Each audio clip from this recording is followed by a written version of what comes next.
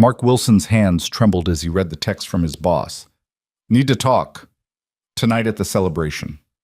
After 5 years of perfect performance reviews, what could Elaine Prescott possibly need to discuss that couldn't wait until Monday?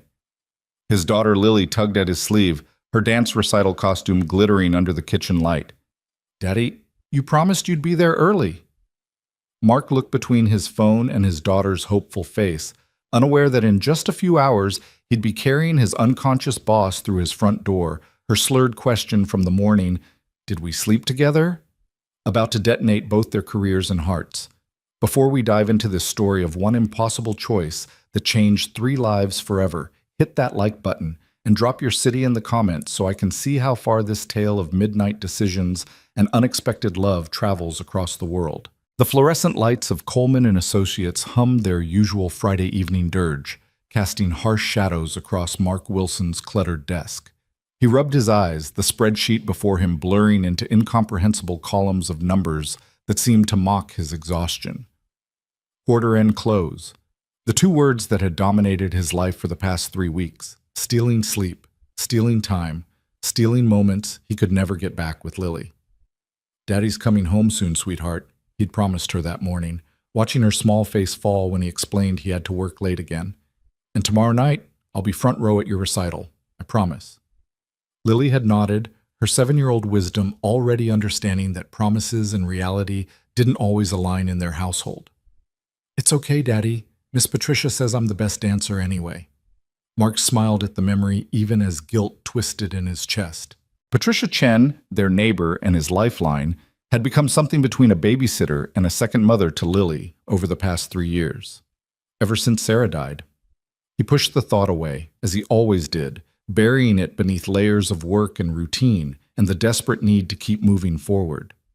Grief was a luxury he couldn't afford, not with a daughter depending on him, not with a mortgage and medical bills that still arrived like clockwork, cruel reminders of those final 6 months watching cancer steal his wife one day at a time. "Mark, you're still here." He looked up to find Jennifer Lopez, no relation, she always joked, from accounting standing in his doorway, her coat already on, weekend freedom radiating from her smile. "It's past 7. Even Elaine left an hour ago." "Almost done," Mark said, gesturing at his screen. "Just need to reconcile these last accounts and run the variance report." Jennifer shook her head. "You know there's a party tonight, right? The annual celebration, open bar, fancy appetizers, the whole 9 yards." "I'm aware." Mark had deleted the calendar reminder 3 times, hoping it would somehow cease to exist. "You should go, even for an hour. When's the last time you did something for yourself?" Mark's laugh was hollow. "I appreciate the concern, Jen, but I've got Lily's recital tomorrow night, and I need to—" "Be perfect?" Jennifer interrupted gently. "Mark, you're already perfect. You've exceeded every metric, delivered every project on time, and managed to raise a kid by yourself. One night at a party isn't going to derail anything." After she left, Mark sat in the silence, considering. Elaine Prescott had been good to him, exceptionally so. When Sarah got sick, Elaine had quietly arranged for him to work from home twice a week. When the hospital bills mounted, she'd personally approved a raise that HR said was outside normal parameters. When Sarah died, Elaine had attended the funeral, handed him an envelope with a check for $10,000. Not from the company, from me, and told him to take all the time he needed. He owed her, not just professionally, but humanly. Mark pulled out his phone and texted Patricia. "Any chance you could watch Lily for an extra hour or 2 tonight? Company thing. I'll be home by 9 at the latest." The response came quickly. "Of course. We're making friendship bracelets anyway. Lily's teaching me. Take your time." 40 minutes later, Mark stood at the entrance of the Riverside Club, feeling distinctly out of place in his rumpled dress shirt and loosened tie. Through the glass doors, he could see his colleagues transformed. Women in cocktail dresses, men in blazers, everyone laughing and drinking and existing in some carefree dimension he'd forgotten how to access. The celebration was in full swing. The company had rented the entire 2nd floor, with floor-to-ceiling windows overlooking the city's glittering skyline. A jazz quartet played in the corner, their smooth melodies competing with the roar of conversation and laughter. Waiters circulated with trays of champagne and elaborate hors d'oeuvres that probably cost more than Mark's weekly grocery budget. He grabbed a beer from the bar, something imported he'd never heard of, and began navigating through clusters of coworkers. Tom Bradshaw from legal was holding court near the windows, gesticulating wildly while recounting some courtroom triumph. The marketing team had commandeered the lounge area, their laughter sharp and frequent. Mark nodded at familiar faces, exchanged pleasantries, and kept moving, searching for Elaine. He found her on the balcony. Mark almost didn't recognize her at first. Elaine Prescott, the woman who wore power suits like armor and could silence a boardroom with a raised eyebrow, was leaning against the railing in jeans and a simple black sweater. Her usually impeccable hair hung loose around her shoulders, and she held a rocks glass filled with something amber that definitely wasn't her first drink of the evening. "Mr. Wilson," she said, her words slightly too precise, the way people spoke when they were working hard not to slur. "Didn't expect to see you here." "I wanted to thank you," Mark said, approaching cautiously, "for everything this quarter. I know my schedule's been complicated, and you've been incredibly understanding." Elaine waved dismissively, the gesture looser than her usual controlled movements. "You're the best analyst I have. Why would I make your life harder?" She took a long drink. "Besides, some of us understand what it's like when life doesn't cooperate with professional expectations." There was something raw in her voice, a crack in the professional veneer Mark had never heard before. He'd seen the memo 2 weeks ago, brief, clinical, distributed by HR. "Please be advised that Ms. Prescott has requested her emergency contact information be updated." Office gossip filled in the blanks. Her husband of 15 years had filed for divorce. "Are you okay?" Mark asked. Elaine laughed, the sound sharp and bitter. "Define okay. I'm 43 years old, Mark. I built a career that terrifies men in boardrooms across 3 states. I can analyze a balance sheet in my sleep and negotiate contracts that make lawyers weep. But apparently I can't keep a husband interested for longer than a decade and a half." She finished her drink. "He found someone younger. Isn't that the cliché? The successful career woman whose husband strays because she was too busy being excellent at her job to be—" She gestured vaguely. "Whatever wives are supposed to be." Mark didn't know what to say. This wasn't his boss speaking. This was someone drowning, and he recognized the water because he'd been treading it himself for 3 years. "Sarah used to say that excellence was lonely," he offered quietly, "that the better you got at things, the fewer people could keep up with you." Elaine looked at him, really looked at him, for the first time. "Your wife was wise." She was. Mark surprised himself by continuing. She was also stubborn and terrible at following doctor's orders, and insisted on repainting Lily's room herself even when she could barely hold a brush. His voice caught. "She refused to be defined by being sick. Said she'd spent too long being Sarah the wife, Sarah the mother, and she'd be damned if she'd let cancer make her just Sarah the patient." "How do you do it?" Elaine asked. "Keep going after losing someone like that?" "I don't have a choice. Lily needs me to be functional, so I'm functional. Most days that's enough." They stood in silence. 2 people who barely knew each other beyond quarterly reports and performance reviews, suddenly stripped of professional pretense by alcohol and grief, and the kind of honesty that only happens when defenses are too exhausted to maintain. "I should get back inside," Elaine said, pushing off the railing. She swayed, catching herself against the wall. "How much have you had to drink?" Mark asked. "Not enough." She started walking, her steps careful and deliberate. "Or possibly too much. The line's blurry tonight." Mark followed her inside, watching as she made her way toward the bar. Tom Bradshaw interceded first, his smile predatory in a way that made Mark's skin crawl. "Ms. Prescott! Just the woman I wanted to see. I was telling everyone about your brilliant maneuvering in the Hastings negotiation." "Not tonight, Tom," Elaine said, trying to move past him. But Tom was drunk too, drunk and oblivious, and he caught her arm. "Come on, just one drink. We should celebrate your freedom. No more ball and chain, right? You're a single woman now. Maybe we could let go of me." Elaine's voice was cold, but her body was unsteady. Mark moved without thinking. "She said let go." Tom's eyes narrowed. "Wilson, didn't know you and the boss were so close." The implication was ugly. We're not, Mark said evenly. But I know when someone said no. For a moment, the situation teetered on the edge of something ugly. Then Tom released Elaine's arm, raised his hands in mock surrender. Whatever, man. Plenty of fish. He walked away, already scanning for easier prey. Elaine closed her eyes. I need to leave. Let me call you a car, Mark said. No, can't go home. Movers are there packing Michael's things. Agreed to stay away tonight while they do it. She laughed bitterly. 15 years reduced to boxes. I rented a hotel room, but She swayed again. I can't remember which hotel. Mark's phone buzzed. A text from Patricia. Lily's asking when you'll be home. Told her soon. Everything okay? He looked at Elaine, his boss, yes, but also a person in crisis, alone and too drunk to make good decisions in a room full of colleagues who'd gossip about any misstep for months. He thought about Sarah, about the night she'd been too weak to make it to the bathroom by herself, about dignity and what it meant to be someone who helped when helping was needed.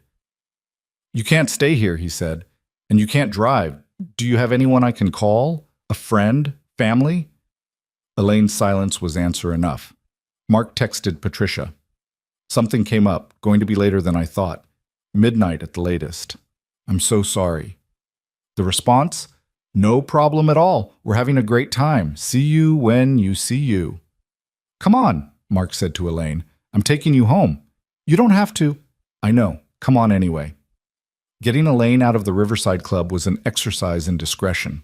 Mark supported her with an arm around her waist, moving quickly through the party, deflecting questions with vague explanations about her not feeling well. A few knowing looks followed them, but Mark ignored them. Let them think what they wanted. He knew the truth. The November air was sharp, sobering. Elaine breathed deeply, some of the fog lifting from her eyes. Your car? This way. His Honda Civic was a far cry from Elaine's Mercedes, littered with Lily's forgotten toys and coloring books. Elaine didn't comment, just settled carefully into the passenger seat while Mark cleared a stuffed unicorn from her space. Where to? He asked, starting the engine. Elaine gave him an address for a hotel downtown. Mark plugged it into his GPS and pulled out of the parking lot, hyper-aware of his speed, his following distance, every traffic law he'd ever learned. The last thing he needed was to get pulled over with his drunk boss in the passenger seat. They drove in silence for a few minutes before Elaine spoke. You didn't have to do this. I know. You had somewhere else to be, someone waiting. Lily's fine. She's with our neighbor. Still, Elaine leaned her head against the window. Most people would have walked away, especially from their boss. Too complicated, too risky. Mark navigated a turn, considering. My wife spent her last 6 months dependent on other people for everything. Eating, bathing, using the bathroom, all the things that make you human, she needed help with. You know what the worst part was? Not the physical stuff. It was watching her lose her dignity piece by piece, seeing the humiliation in her eyes when she needed help with something basic. He stopped at a red light, staring at the empty intersection. The people who helped without making her feel diminished, who treated her like she was still Sarah and not just a collection of needs, those people gave her something more valuable than the physical assistance. They gave her the gift of remaining herself even when her body was failing. I'm not dying, Elaine said quietly. No. But you're in pain, and you're vulnerable, and you need help. That's enough. The hotel appeared ahead, its bright lights promising anonymity and soft beds. Mark pulled into the circular drive, put the car in park. Which hotel was it? Elaine stared at the building. I don't think this is it. What do you mean? The one I booked had a red sign. This is blue. She fumbled for her phone, squinting at the screen. I can't read my confirmation email. Letters are swimming. Mark felt something tighten in his chest. Okay, do you remember anything else? The name? Something with grand in it? Or garden? God, I'm pathetic. She dropped her phone in her lap. I'm the CFO of a mid-sized corporation. I manage budgets in the millions, and I can't remember where I booked a hotel room. You're drunk and stressed and going through a divorce, Mark said. You're human. It happens. He pulled out his own phone, started searching hotels nearby. The Grand Mariposa? Garden District Hotel? The Grandview? Elaine closed her eyes. I don't know, maybe. They all sound right and wrong at the same time. Mark's phone buzzed again. Patricia. Lily's getting sleepy. Should I put her down in the guest room? He looked at the time. 10:47. So much for being home by 9. Tell you what, he said to Elaine, let's drive around. Maybe you'll recognize it when you see it. For the next 20 minutes, they cruised through downtown, Mark pointing out every hotel they passed while Elaine squinted and shook her head. The alcohol, combined with her emotional exhaustion, was making her less coherent by the minute. She'd started crying silently somewhere around the third hotel, tears sliding down her cheeks while she stared out the window. I don't want to go to a hotel anyway, she finally said. I don't want to be alone in some sterile room knowing my husband is probably already with her, that everything we built is being dismantled and distributed like assets in a corporate dissolution. Mark pulled into a parking lot, turned off the engine. This was the moment where he should call someone. Another colleague, a friend of Elaine's, someone better equipped to handle a crisis that was rapidly evolving beyond his capacity to manage. But who? He didn't know her personal life, didn't have access to her contacts, and she was in no state to provide guidance. Where do you live? Elaine asked suddenly. About 20 minutes from here. Why? Do you have a couch? Mark's mind raced through the implications. His boss, drunk, spending the night at his house. The professional boundaries being demolished. The potential for misunderstanding, for gossip, for HR nightmares. Then he thought about Elaine alone in a hotel room she couldn't remember booking, crying over a marriage that had imploded, with no one to call and nowhere to go. Sarah's voice echoed in his memory. We help when we can help. That's what makes us human instead of just biological machines taking up space. Yeah, Mark said. I have a couch. The drive to his house felt surreal. Elaine had stopped crying but sat motionless, staring at nothing. Mark texted Patricia. Just pulled up, coming to get Lily. Thank you so much. His house was small but tidy, a 2-bedroom bungalow in a neighborhood that had seen better days but was slowly gentrifying. The front porch light glowed welcome, and through the window Mark could see Patricia and Lily on the couch, the tail end of an animated movie playing on the TV. Wait here for just a minute, he told Elaine. Let me get my daughter settled. Patricia met him at the door, Lily drowsy in her arms. Everything okay? She asked, her eyes sharp with concern. Work emergency, Mark said, taking Lily, who immediately nestled into his shoulder. My boss, she's going through some personal stuff and needed help. She's going to crash on our couch tonight. Patricia's eyebrows rose, but she was diplomatic enough not to comment. All right, call if you need anything. Mark carried Lily to her bedroom, its walls still the soft purple Sarah had insisted on painting. He tucked her in, kissed her forehead, whispered, Daddy loves you. Love you too, Daddy, she mumbled, already mostly asleep. Tomorrow's my recital. I know, sweetheart. I'll be there, front row, promise. Back outside, Elaine was leaning against his car, looking small and lost in a way that seemed impossible for someone who commanded boardrooms. If this is too weird, just say so. I can figure something out. It's fine, Mark said. Come inside. His living room was cluttered with the evidence of single parenthood. Lily's homework spread across the coffee table, a basket of unfolded laundry on the armchair, toys in corners waiting to be tripped over. Mark felt suddenly self-conscious about the modest space, so different from the elegant home Elaine surely came from, but Elaine didn't seem to notice or care. She sat carefully on the couch, her hands folded in her lap like a child trying to be good. I'll get you some water and aspirin, Mark said, and a blanket. Bathroom's down the hall if you need it. He busied himself gathering supplies. A tall glass of water, 4 aspirin, his warmest blanket, a spare pillow from his closet. When he returned, Elaine was crying again, silent tears that she didn't bother wiping away. Hey, Mark said softly, setting everything on the coffee table. It's going to be okay. How do you know? Her voice was raw. I don't, but I know you're strong enough to survive it. He sat in the armchair, maintaining a respectful distance. Look, I'm not going to pretend I understand what you're going through. Divorce and death aren't the same, but I know what it's like when your life implodes, when everything you thought was permanent turns out to be temporary. And I know that even when it feels impossible, you keep breathing, keep moving, and eventually, Not quickly, but eventually, it hurts a little less. Elaine wiped her eyes. Michael said I loved my job more than I loved him. And maybe he was right. Maybe I did.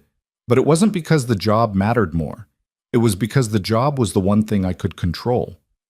I could work harder, be smarter, deliver better results, and see clear outcomes. Marriage isn't like that. You can give everything and still fail. Or your partner can give up, Mark said. Failure takes two people. Success takes two people. But only one person can decide to quit. They sat in silence, the house settling around them with familiar creaks and sighs. Somewhere down the hall, Lily's nightlight cast a soft glow.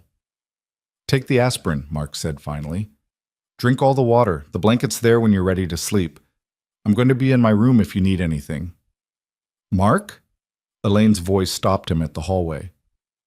Thank you for not being like Tom, for not taking advantage. You don't have to thank me for basic decency, he said. Get some rest. In his bedroom, Mark sat on the edge of his bed, his head in his hands, trying to process the evening. His boss was sleeping on his couch.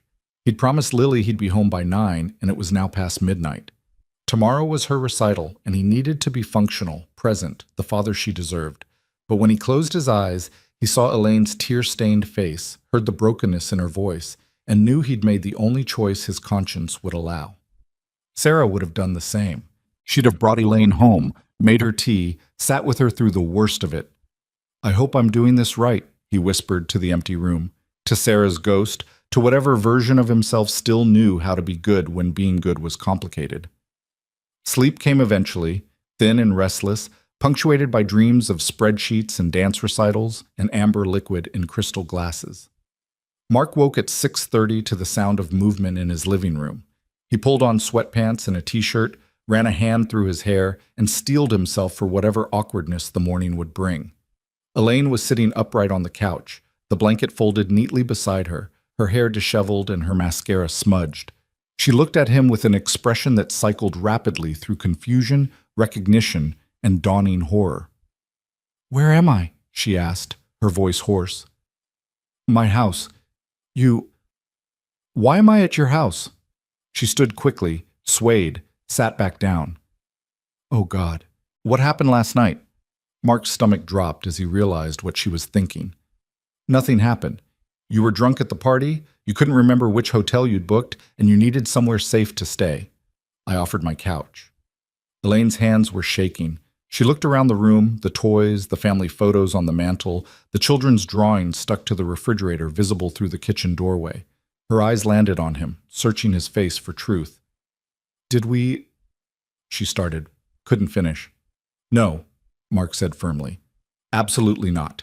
You slept on the couch. I slept in my room. Nothing inappropriate happened." "You're sure?" "I'm sure." Elaine buried her face in her hands. "I don't remember leaving the party. I don't remember getting here. I don't remember anything after Tom grabbed my arm." Her voice rose with panic. "What if someone saw us leave together? What if people think—" "Then they're wrong," Mark interrupted. "Elaine, look at me." She did, her eyes red-rimmed and afraid. "Nothing happened," he repeated. "You needed help. I helped. That's the whole story. The whole story that could destroy both our careers if anyone decides to interpret it differently." She stood again, more carefully this time. "I need to leave. Where's my purse? My phone?" "On the side table, but you should eat something first. Drink more water." "I should disappear before your daughter wakes up and sees her father with some strange woman." "Daddy?" They both froze. Lily stood in the hallway, still in her pajamas, clutching her stuffed elephant, her eyes moving between Mark and Elaine with 7-year-old curiosity. "Hey, sweetheart," Mark said, his voice carefully normal. "You're up early." "Who's that?" Lily asked, pointing at Elaine. "This is Miss Prescott. She works with Daddy. She wasn't feeling well last night, so she stayed on our couch." Lily processed this with the adaptability of children. "Are you sick? Daddy makes really good chicken soup when I'm sick." Elaine's expression softened slightly. "I'm feeling better, thank you." "That's good?" Lily turned to Mark. "Is today my recital?" "Tonight, yes. 6 o'clock. I'll be there front row, remember?" "Can Miss Prescott come too?" Mark felt his face heat. Oh, I don't think... I'd love to, Elaine said, surprising them both. But I have other plans. Maybe next time. Okay, Lily said, accepting this with easy grace. I'm hungry. Can we have pancakes? Sure thing. Go wash your face and brush your teeth. After Lily bounded back down the hall, Elaine stood, gathering her things. I should go. Let me at least call you a car. I'll manage. She paused at the door, turned back. Mark, thank you. I know this was beyond anything you signed up for when you came to work for me. It's fine, really. It's not fine. It's exceptional and potentially really complicated. She met his eyes. On Monday, we're going to pretend this never happened. We're going to be completely professional, because if we're not, if there's even a hint of impropriety, we both know what HR will assume. I understand. Do you? Elaine's voice was sharp. Because I'm the boss. If this gets twisted, you're the victim, and I'm the predator who took advantage. My career ends, probably my freedom if you decided to press charges for something I can't even remember not doing. I would never... I know, but the world doesn't care about intentions. It cares about optics. She opened the door. Thank you for your kindness, but we can't do this again. Then she was gone, the door closing behind her with a soft click that sounded like an ending. Mark stood in his living room, surrounded by the evidence of his normal life, trying to reconcile what had just happened. He'd done the right thing. He was certain of that. But Elaine's fear, her panic at the possibilities, her immediate need to establish distance, it all pointed to a truth he'd somehow missed while being helpful. Kindness between a male subordinate and a female boss carried weight that kindness between equals never would. Daddy? Lily appeared again, toothbrush in hand. Are you making pancakes? Yes, sweetheart, Mark said, pushing aside the morning's strangeness. With chocolate chips, just how you like them. As he mixed batter and listened to Lily chatter about her dance routine, Mark tried to convince himself that Elaine was right. On Monday, they'd return to professional normalcy, and last night would fade into forgettable history. But he couldn't shake the image of her face when she'd asked if they'd slept together. The genuine terror in her eyes at what her blackout might have allowed, at how vulnerable she'd been. And he couldn't forget the way she'd looked at Lily, that moment of softness before the walls came back up. Outside, the November morning was gray and cold, promising rain. Mark flipped pancakes and poured juice and helped Lily pick out her recital outfit, performing the routines of parenthood that had become his anchor. But in the back of his mind, a question lingered. What happened when doing the right thing created exactly the wrong kind of complication? And what did it mean that he couldn't quite bring himself to regret it? The pancakes turned out perfect, golden brown with chocolate chips melting into sweet pools. Lily devoured 3, her excitement about the evening's recital bubbling over in a stream of consciousness about costumes and choreography and how nervous excited she felt. Mark smiled and nodded and made encouraging sounds, but his mind kept circling back to Elaine's expression as she'd fled his house, the way her hands had shaken when she'd asked that terrible question. By the time he'd cleaned the breakfast dishes and helped Lily practice her routine one more time, the morning had settled into something approaching normalcy. Patricia knocked at 10, as promised, ready to take Lily for the day so Mark could run errands and prepare for the recital. He watched them walk down the sidewalk together, Lily skipping and chattering, and felt the familiar pang of gratitude for neighbors who became family when blood relatives were too distant or dead to help. His phone buzzed as their figures disappeared around the corner, a text from an unknown number. This is Elaine, got your number from the employee directory. I apologize for leaving so abruptly this morning. Thank you again for your help last night. I've transferred $500 to your account to cover any inconvenience or expenses. Please consider the matter closed. Mark stared at the message, something hot and uncomfortable rising in his chest. He typed and deleted 3 responses before settling on, "No payment necessary. Glad you got home safe. See you Monday." The response came immediately. "I insist, it's already done. Professional boundaries require it." He wanted to argue, to explain that you couldn't pay someone for basic human decency, that reducing last night to a transaction felt wrong on levels he couldn't quite articulate.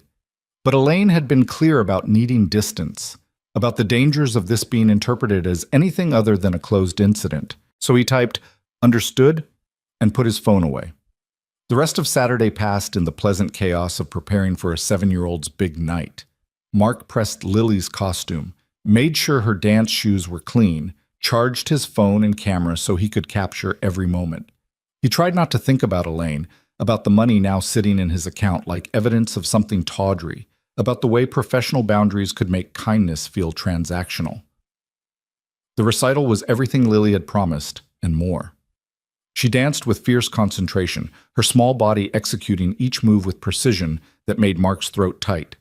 He filmed the whole thing from his front row seat, shouted encouragement, and afterwards presented her with the bouquet of daisies he'd bought, her favorite flower, the one Sarah had loved too. "You were perfect," he told her, lifting her up despite her growing weight. "The best dancer on that stage." "Madison fell during the leap sequence," Lily said seriously. "But I didn't. I remembered everything." "You were magnificent." Driving home, with Lily drowsy in the back seat still clutching her flowers, Mark felt something close to contentment. This was his life, these small, perfect moments with his daughter, the ordinary joy of watching her grow and succeed. Last night's strangeness already felt distant, like something that had happened to a different person. Sunday arrived quiet and cold, the promised rain finally making good on its threat. Mark and Lily spent the day inside, building elaborate blanket forts and watching movies and making cookies that came out slightly burned but tasted perfect with milk. Normal. Safe. His. But Monday morning brought a return to reality that Mark felt in his bones before his alarm even sounded. He dressed carefully in his best suit, the one he saved for important meetings, though he couldn't have explained why today felt like it required armor. Lily noticed, commenting that he looked fancy, and he'd laughed and told her he had a big presentation. Not entirely a lie. The office felt different. Mark told himself he was imagining it, that nothing had actually changed, but he couldn't shake the sensation of eyes following him as he walked to his desk. Jennifer, from accounting, smiled her usual morning greeting. Tom Bradshaw barely glanced up from his phone, and the Monday morning routines proceeded exactly as they always did. Until Elaine arrived. She swept through the office at 8:30 sharp, her usual composed self in a charcoal suit and heels that clicked authority with each step. Her hair was back in its customary perfect twist, her makeup flawless, her expression neutral and professional. She made eye contact with Mark for exactly 1 second as she passed his desk, the briefest acknowledgement before continuing to her corner office. The message was clear. Friday night had never happened. Mark threw himself into work, grateful for the distraction of spreadsheets and reports and the comfortable logic of numbers that always balanced if you found the right formula. He ate lunch at his desk, declined an invitation to join some colleagues for coffee, and stayed focused on being exactly what he'd always been: competent, reliable, invisible in the best way. At 3 o'clock, his desk phone rang. Elaine's extension. "Mark Wilson," he answered, his voice professionally neutral. "Mr. Wilson, this is Ms. Prescott. Could you bring the Q4 projections to my office? I'd like to review them before tomorrow's board meeting." "Of course, I'll be right there." His hands were steady as he gathered the relevant files, his expression calm as he walked the familiar path to Elaine's office. This was work. Just work. She was on a call when he arrived, gesturing for him to enter while she wrapped up a conversation about vendor contracts. Her office was all windows and minimalism, with a view of the city that had probably cost the company a fortune. Mark had been here dozens of times for legitimate business purposes. This was no different, except it was, and they both knew it. "Close the door, please," Elaine said after ending her call. Mark's stomach tightened, but he complied, staying near the door while she reviewed the projections he'd laid on her desk. "These look good," she said after a moment. "The variance analysis is particularly thorough." "Thank you." Silence stretched between them, professional and careful, and weighted with everything they weren't saying. "Mark," Elaine said finally, her eyes still on the papers, "we need to address Friday night. I thought we were pretending it didn't happen. Professionally, yes, but practically, we need to be on the same page." She looked up, her expression controlled, but her eyes tired. "Did you deposit the money I sent?" "No. I can return it if you'd like." "I'd prefer you keep it. It maintains appropriate boundaries." "It makes me feel like a hired service," Mark said, the words escaping before he could stop them. Like I helped you for money instead of because it was the right thing to do. Elaine's jaw tightened. I understand that. But accepting money for a service is clean, clear. It doesn't leave room for misinterpretation or future complications. Is that what we're worried about? Future complications? Yes. She stood, walked to her window, her back to him. Mark, you're an excellent analyst, and from what I observed, a good father and a decent person. But I'm your boss. I have power over your career, your livelihood, your ability to support your daughter. Any relationship between us beyond professional is automatically suspect because of that power dynamic. I'm not interested in you romantically, Mark said, keeping his voice level. I helped you because you needed help. That's all. I believe you. I do. But it doesn't matter what we believe. It matters what it looks like. And a male employee taking his drunk female boss home, having her spend the night at his house, then receiving money from her afterwards. She turned to face him. If anyone wanted to create a narrative, we've handed them all the pieces. Mark felt cold realization wash over him. You're worried I'll use this against you. I'm worried that you could, even if you never would. I'm worried that someone else might find out and use it against both of us. I'm worried that I made myself vulnerable in front of a subordinate, and now I have to live with the uncertainty of how that vulnerability might come back to haunt me. So what do you want from me? Mark asked. A signed statement that nothing happened? An NDA? I want us to be extremely professional going forward. No personal conversations, no closed-door meetings unless absolutely necessary, and preferably with a third party present. I want clear, documented business interactions that leave no room for speculation. That's going to be difficult when we work together daily. I know. Elaine's voice softened slightly. But it's necessary. For both our protection. Mark wanted to argue, to point out the absurdity of treating human kindness like a liability, but he also understood her fear, had seen enough harassment cases and wrongful termination lawsuits to know that protecting yourself often meant building walls that shouldn't need to exist. Understood, he said.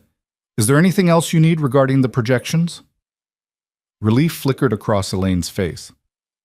No, thank you, Mr. Wilson.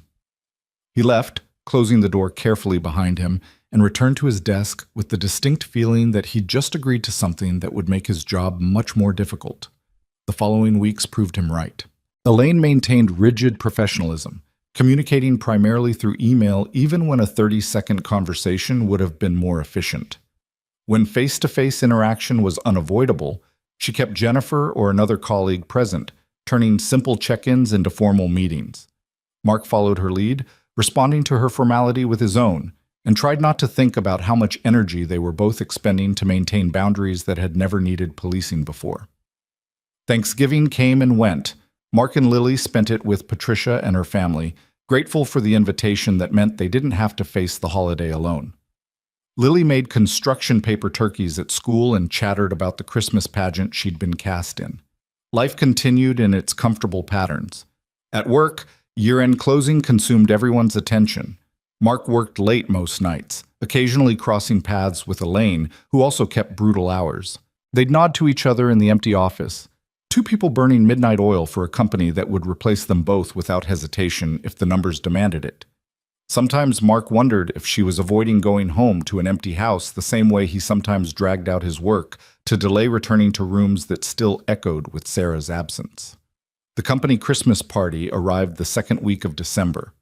Mark had no intention of attending, had already prepared his excuse about Lily's pageant rehearsal, when Jennifer appeared at his desk with her coat on and determination in her eyes. "You're coming," she announced. "I really can't—" "Yes, you can. Patricia already texted me that she's got Lily for the evening. Nice try." Mark stared at her. "You two are conspiring against me?" "We're concerned about you. You work, you parent, and that's it. When's the last time you did something social?" "I'm social." "With adults. Who aren't me or Patricia?" Mark couldn't actually remember. "I'm fine, Jen." "You're functional. There's a difference." She softened slightly. "Look, I get it. After everything with Sarah, it's easier to just shut down the parts of yourself that aren't absolutely necessary for survival. But that's not living, Mark. That's just not dying." The words hit harder than she probably intended. Mark looked at his computer screen, at the spreadsheet he'd been staring at for the past hour without actually processing, and realized she was right. He'd been treading water for 3 years, keeping his head above the surface, but never actually swimming anywhere. 1 hour, he said. I'll stay for 1 hour. The party was at the same venue as the November celebration, though this time decorated within an inch of its life with garland and lights and a tree that probably cost more than Mark's car. The turnout was larger, with people bringing spouses and partners, the atmosphere more festive than the drunken desperation of the fall event. Mark nursed a beer and made conversation with colleagues he normally only emailed, discovering that Tom from legal had just become a grandfather and that the quiet woman from HR had run a marathon last month. Normal people with normal lives, existing in dimensions beyond the office he'd never bothered to explore. He didn't see Elaine until she appeared beside him at the dessert table, reaching for the same piece of chocolate cake. Their hands collided, and they both pulled back as if burned. "Sorry," Mark said. "It's fine. You take it." "No, please. I shouldn't anyway. Lily says I'm getting a dad belly." Elaine's smile was brief but genuine. "Lily sounds honest." "Brutally so." Mark gestured to the cake. "It's all yours." He started to walk away, maintaining the distance they'd so carefully constructed, when Elaine said his name. "Not Mr. Wilson. Mark." He turned. "How is she?" Elaine asked. "Lily. How was her recital?" "Perfect. She didn't fall during the leap sequence, which was apparently a major victory." "I'm glad." Elaine hesitated, then added, "I thought about what she said, about inviting me to watch her dance. It was kind. She's a kind kid. She gets it from somewhere." The moment stretched between them, people swirling around them in holiday cheer, and Mark felt the rigid professionalism of the past weeks crack slightly. Just two people having a normal conversation at a Christmas party. Nothing inappropriate about it. "How are you doing?" he asked quietly. "With everything?" Elaine's expression shuddered. "Fine. The divorce is proceeding, very cordial, very efficient, like dismantling a corporation." "That sounds awful." "It is what it is." She picked up the cake, not meeting his eyes. "I should get back to my date." Mark felt surprise flash through him. "You brought someone?" "Jennifer set me up. Fellow divorcee, very nice, completely boring." She smiled without humor. "But it looks good to show up with someone, you know? Sends the message that I'm moving forward." Before Mark could respond, a man appeared at Elaine's elbow, tall, silver-haired, expensive suit. "There you are. I was beginning to think you'd abandoned me." "Just getting dessert. Mark Wilson, this is David Hendricks. David, Mark is one of my analysts." They shook hands, David's grip just slightly too firm, his smile just slightly too possessive as he placed a hand on Elaine's lower back. Mark recognized the performance of it, the way David was marking territory, and felt an unexpected surge of irritation. "Good to meet you," Mark said. "Elaine speaks highly of the whole team." "I'm sure she does. She lives for this company." David's tone made it sound like criticism. "Shall we go, darling? I promised we'd make an appearance at the Harrisons' party by 9. Elaine's smile was practiced. "Of course." "Good night, Mark." Mark watched them leave, David's hand still proprietary on Elaine's back, her posture stiff in a way that suggested she was enduring rather than enjoying. He tried to tell himself it was none of his business, that Elaine's dating life had nothing to do with him. "That looked painful," Jennifer said, appearing with fresh drinks. "What?" "Watching your boss with that pompous ass. David Hendricks is a partner at Klein & Associates, divorced 3 times, known for dating successful women and then spending their money." "Not my concern." "Right, which is why you're clutching that beer bottle like you want to strangle it." Jennifer studied him. "You like her." "She's my boss." That wasn't a denial. Mark took a long drink. "I helped her one time when she needed it. That doesn't mean anything." "Doesn't it?" Jennifer's voice was gentle. "Mark, I've known you for 5 years. I watched you with Sarah, saw how devoted you were. And since she died, you've been this closed-off version of yourself, just going through motions. But when you talk about Elaine, even when you're trying not to talk about her, there's something there, something alive. You're reading too much into it. Maybe. Or maybe you're reading too little. She touched his arm. I'm not saying you should act on it. I'm just saying maybe you should acknowledge that you're capable of feeling something beyond responsibility and grief. Mark wanted to argue, but the words stuck in his throat. Because Jennifer was right, and he'd been avoiding that truth since the morning Elaine had fled his house. He'd thought about her more in the past month than was strictly professional. He'd noticed when she looked tired, when she skipped lunch, when her carefully maintained composure slipped for just a moment. He'd been aware of her in ways that had nothing to do with quarterly reports. It doesn't matter, he said finally. Even if I did feel something, which I'm not confirming, she's made it very clear that any relationship beyond professional is impossible. Impossible or just complicated? With her, there's no difference. Jennifer nodded slowly. Well, for what it's worth, I think David Hendricks is completely wrong for her. And I think you helped her that night because you're a good person. But I also think maybe helping her felt different than helping anyone else would have.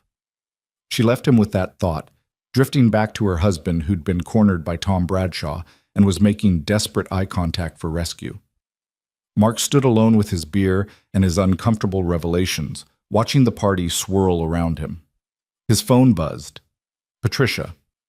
Lily wants to know if you can bring home some of those fancy cookies they always have at your work parties. She remembers them from the family day last year.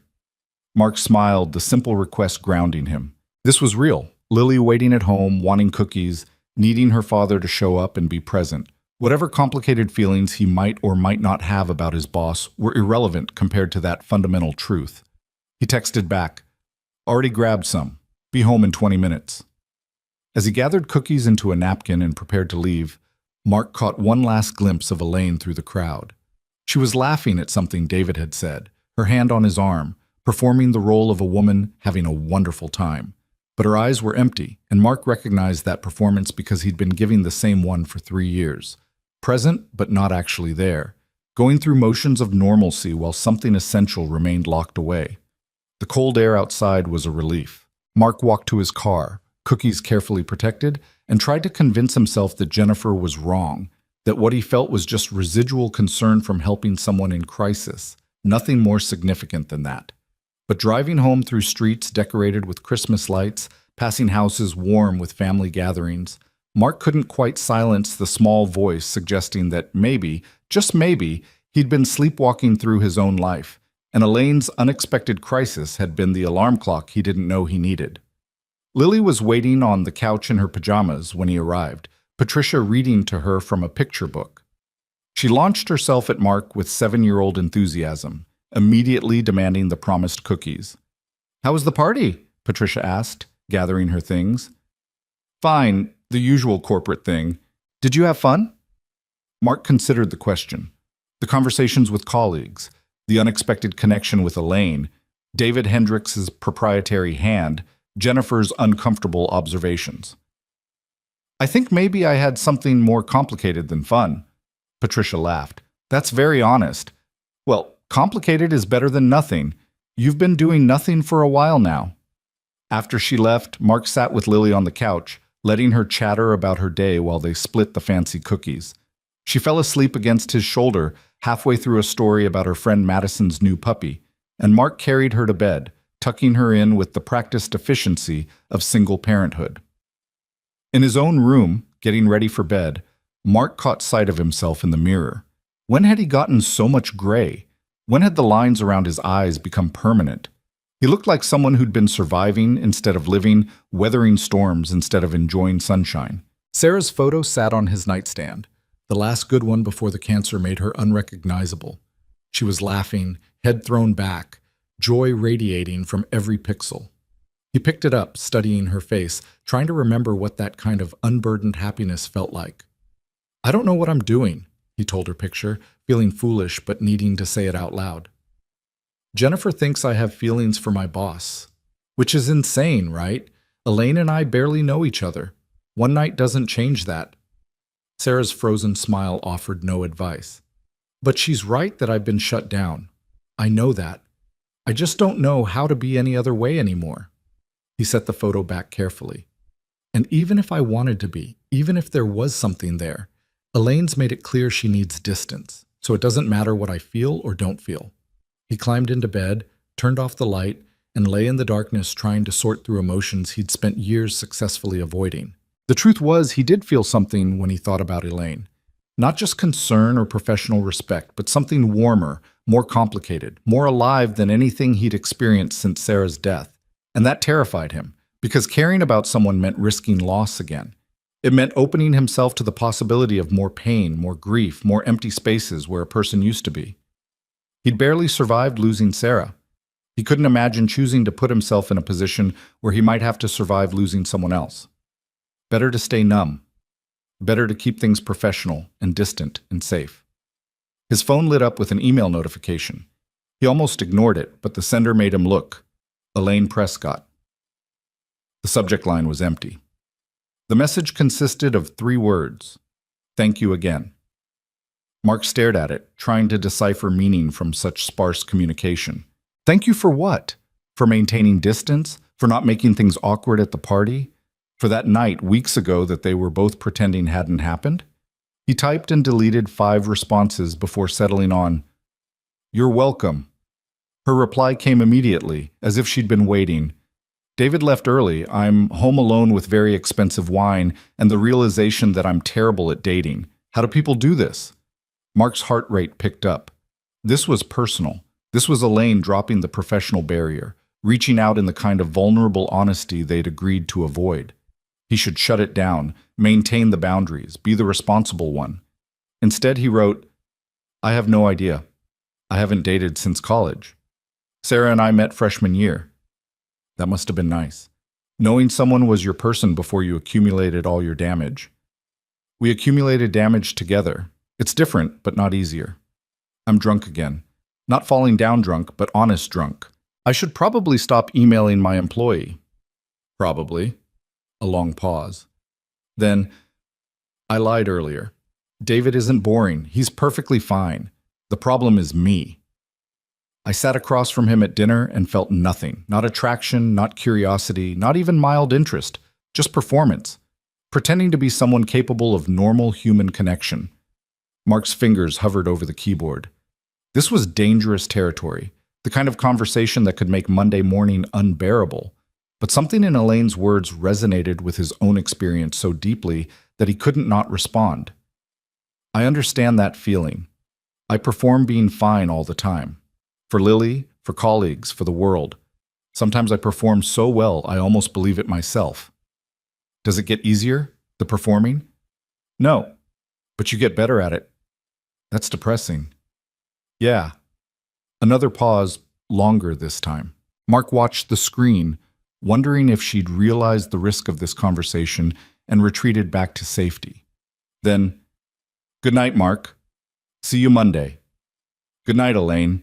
Mark set his phone down, his heart pounding in a way that had nothing to do with stress and everything to do with connection. They'd just crossed a line, he and Elaine. Not a physical one, not even particularly inappropriate one, but an honest one, the kind that made pretending nothing existed between them exponentially harder. He should regret it, should already be composing the email that would reestablish boundaries and make clear this couldn't happen again. But lying in the darkness, Mark discovered something surprising. He didn't regret it at all. Monday morning arrived with freezing rain that turned the drive to work into a careful negotiation of black ice and nervous brake lights. Mark dropped Lily at school, watching her race through the downpour with her backpack bouncing, then sat in his car for 5 full minutes trying to prepare himself for whatever awaited at the office. The weekend emails hung between him and Elaine like evidence of a crime they'd both committed. He'd reread them Sunday morning, searching for some way to interpret the exchange as purely professional and finding none. She'd been vulnerable. He'd been honest. They'd connected in ways that made the rigid boundaries of the past month feel performative and exhausting. But what did that mean for today? For the months ahead? For the impossible situation of a subordinate and his boss who'd somehow become something other than their job titles defined? The office was subdued when Mark arrived, people moving slowly through Monday morning rituals while rain hammered against the windows. He settled at his desk, pulled up his email, and found a message waiting from Elaine, time-stamped at 6:15 that morning. Team meeting at 9 to review year-end numbers, conference room B. Your presence required. Professional, distant, exactly what it should be. Mark told himself the small disappointment he felt was ridiculous. The morning passed in familiar rhythms, emails, spreadsheets, a brief call with a vendor about invoice discrepancies. At 8:50, Mark gathered his laptop and the year-end reports, mentally preparing for the meeting. Jennifer caught his eye as he passed her desk, raising her eyebrows in a question he pretended not to understand. Conference room B was already filling when he arrived. Tom Bradshaw dominated one end of the table, regaling two younger analysts with a story about his grandson's basketball prowess. The marketing director sat scrolling through her phone, and several members of the accounting team clustered near the coffee station, comparing notes about their holiday plans. Elaine entered at precisely 9 o'clock, her presence immediately commanding attention without her having to say a word. She wore navy today, her hair pulled back severely, her expression all business. She didn't look at Mark specifically as she took her seat at the head of the table, didn't acknowledge him any differently than she acknowledged anyone else. "Let's get started," she said, pulling up a presentation on the screen. "We have a lot to cover, and I'd like to be efficient about it." For the next 90 minutes, Elaine walked them through the year-end financials with her characteristic precision, asking pointed questions and accepting nothing less than thorough answers. Mark presented his variance analysis, fielded her inquiries about certain assumptions, and watched her process information with the kind of sharp intelligence that had probably intimidated her ex-husband. The meeting was breaking up, people gathering papers and checking phones, when Elaine said, "Mark, could you stay for a moment? I have some questions about the Q1 forecast you submitted." His stomach tightened, but he nodded, remaining seated while the others filed out. Jennifer shot him a look on her way past, concern mixed with curiosity, but said nothing. The door clicked shut. Elaine waited until the footsteps faded before speaking. "I'm sorry about Friday night," she said, her voice low. "The emails. That was inappropriate." "It's fine." "It's not fine. I was drinking and feeling sorry for myself, and I used you as an emotional support system when you're my employee. That's a violation of the boundaries we specifically agreed to maintain." Mark set down his pen carefully. "Elaine, you sent a few honest emails. You didn't ask me for anything inappropriate. You didn't put me in an uncomfortable position." "Didn't I?" She finally met his eyes. "Because I've been thinking about it all weekend, and I realized I keep doing this. I keep putting you in situations where you can't say no because of the power dynamic. That night at the party when I ended up at your house, you couldn't just leave me there, even though it complicated your life. Friday's emails. You couldn't not respond because I'm your boss. I'm using my position without meaning to, and that's not okay. You're not using anything. I chose to help you that night. I chose to respond to your emails. Those were my decisions." "Were they? Or did you just feel obligated because I sign your paychecks?" Mark felt frustration rise. "You're not giving me much credit here. I'm capable of making my own choices." "Are you?" Elaine's voice sharpened. "Because from where I'm sitting, every interaction we've had outside of pure business has been initiated by me in moments of weakness, and you've responded because you're a good person who helps people. But that doesn't mean you wanted to be in those situations. It doesn't mean I haven't been taking advantage. Taking advantage would be if you'd asked me to do something actually inappropriate. You got drunk and needed a safe place to sleep. You sent some honest emails late at night. Those are just human things, Elaine. They're not crimes. They are when there's a power imbalance." She stood, walked to the window, her back to him. "I've been the victim of power imbalances before. A boss who made comments about my appearance, who found reasons to touch my shoulder or stand too close.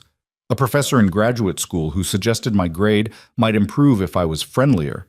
I know what it feels like to be on the receiving end of someone using their position, and I swore I would never be that person." Mark heard the pain in her voice, the history she was revealing. "You're not that person. What those people did to you was predatory. You've never been anything but professional with me." "Until I wasn't." She turned to face him. "Until I showed up drunk at a company party and ended up spending the night at your house. Until I sent you personal emails about my failed date and my inability to connect with people. Those weren't professional, Mark. Those were me being weak and lonely and using the one person who'd shown me kindness. So what do you want? Mark asked, hearing his own frustration bleeding through. You want me to say I felt coerced? I didn't. You want me to file a complaint with HR? There's nothing to complain about. You want me to pretend I don't give a damn about you as a human being? I'm not that good of an actor. The words hung in the air between them, more honest than Mark had intended. Elaine's expression shifted, something vulnerable flickering across her features before she controlled it. You can't care about me, she said quietly. Not beyond professional respect. It's too complicated. Too late. Mark, I'm not saying I'm in love with you or anything dramatic like that, Mark interrupted, needing to say this before he lost his nerve. But you're right that helping you that night felt different than helping anyone else would have. And responding to your emails felt different than responding to any other colleague. And sitting in this conference room pretending we're just boss and employee when we both know we've seen each other's worst moments and most honest vulnerabilities. That feels like a lie. Elaine closed her eyes. This can't happen. I know. I'm your boss. You report to me. Any relationship beyond professional is ethically questionable at best and career-destroying at worst. I know that too. So what are you suggesting? Mark hadn't thought that far ahead. He'd just known that pretending Friday night's emails hadn't cracked something open between them was impossible. I don't know. But maybe we stop performing quite so hard. Maybe we acknowledge that we're human beings who've connected in some way, even if we can't or shouldn't act on that connection. That sounds like torture. It might be. But it's honest torture instead of dishonest pretending. Elaine laughed, the sound surprising them both.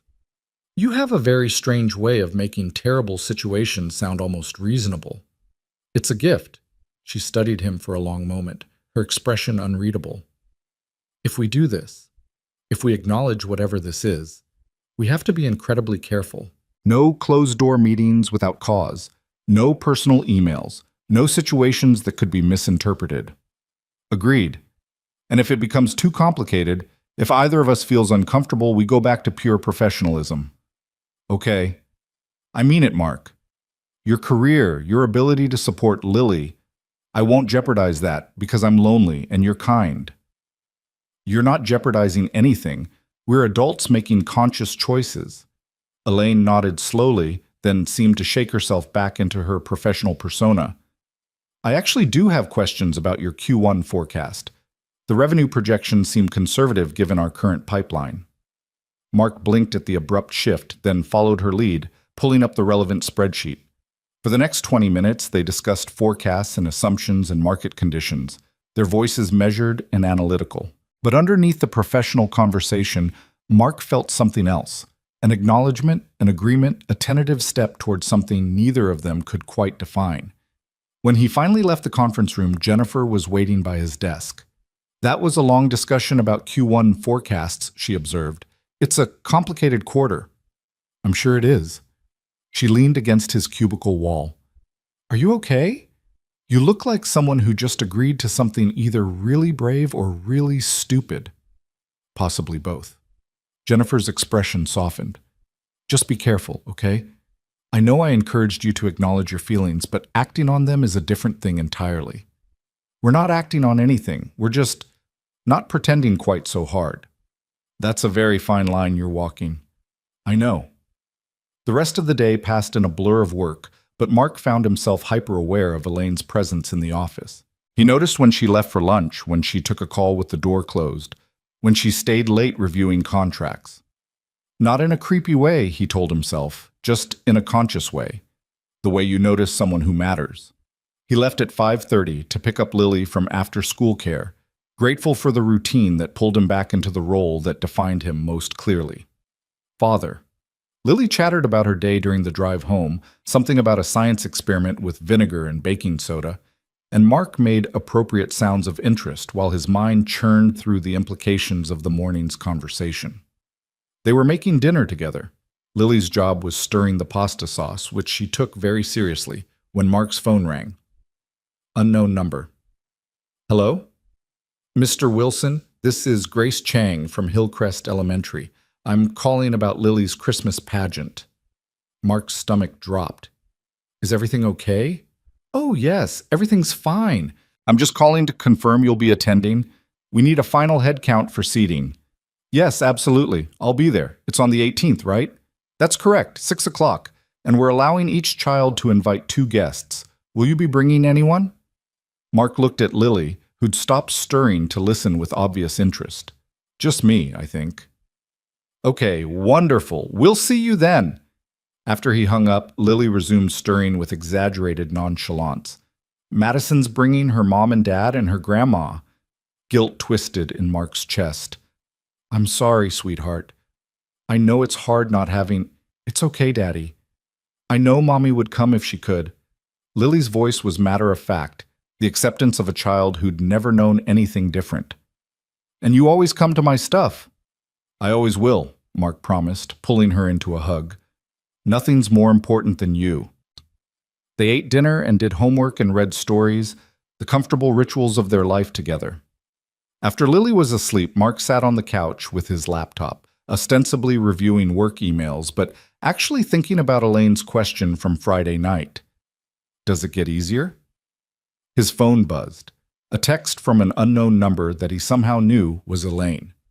This is my personal cell, for emergencies only, not for everyday use, just so you have it. Mark saved the number, stared at it for a long moment, then typed, Understood. Thank you. Her response came quickly.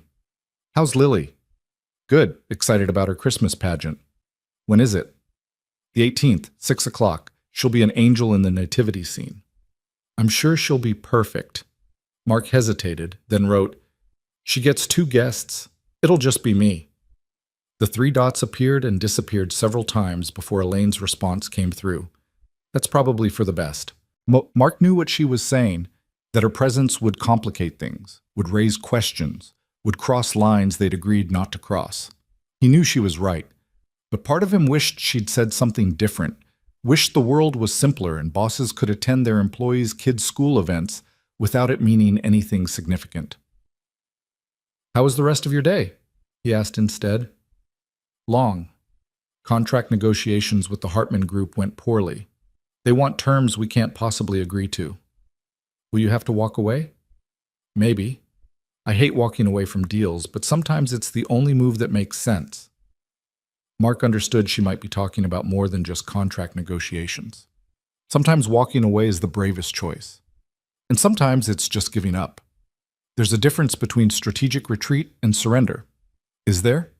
Because from here they look remarkably similar. They texted back and forth for another 20 minutes, the conversation dancing between work topics and personal observations, never quite crossing into dangerous territory but skirting the edges. Finally, Elaine wrote, I should sleep.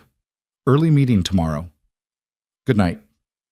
Mark, thank you for understanding what I was trying to say this morning about the power dynamics. I do understand, even if I don't entirely agree. I know. Good night. Mark set his phone down, feeling the strange mix of satisfaction and frustration that seemed to characterize all his interactions with Elaine lately. They were acknowledging the connection while maintaining boundaries, which should have felt like progress, but mostly felt like deliberately walking towards something while simultaneously building walls to keep it at bay.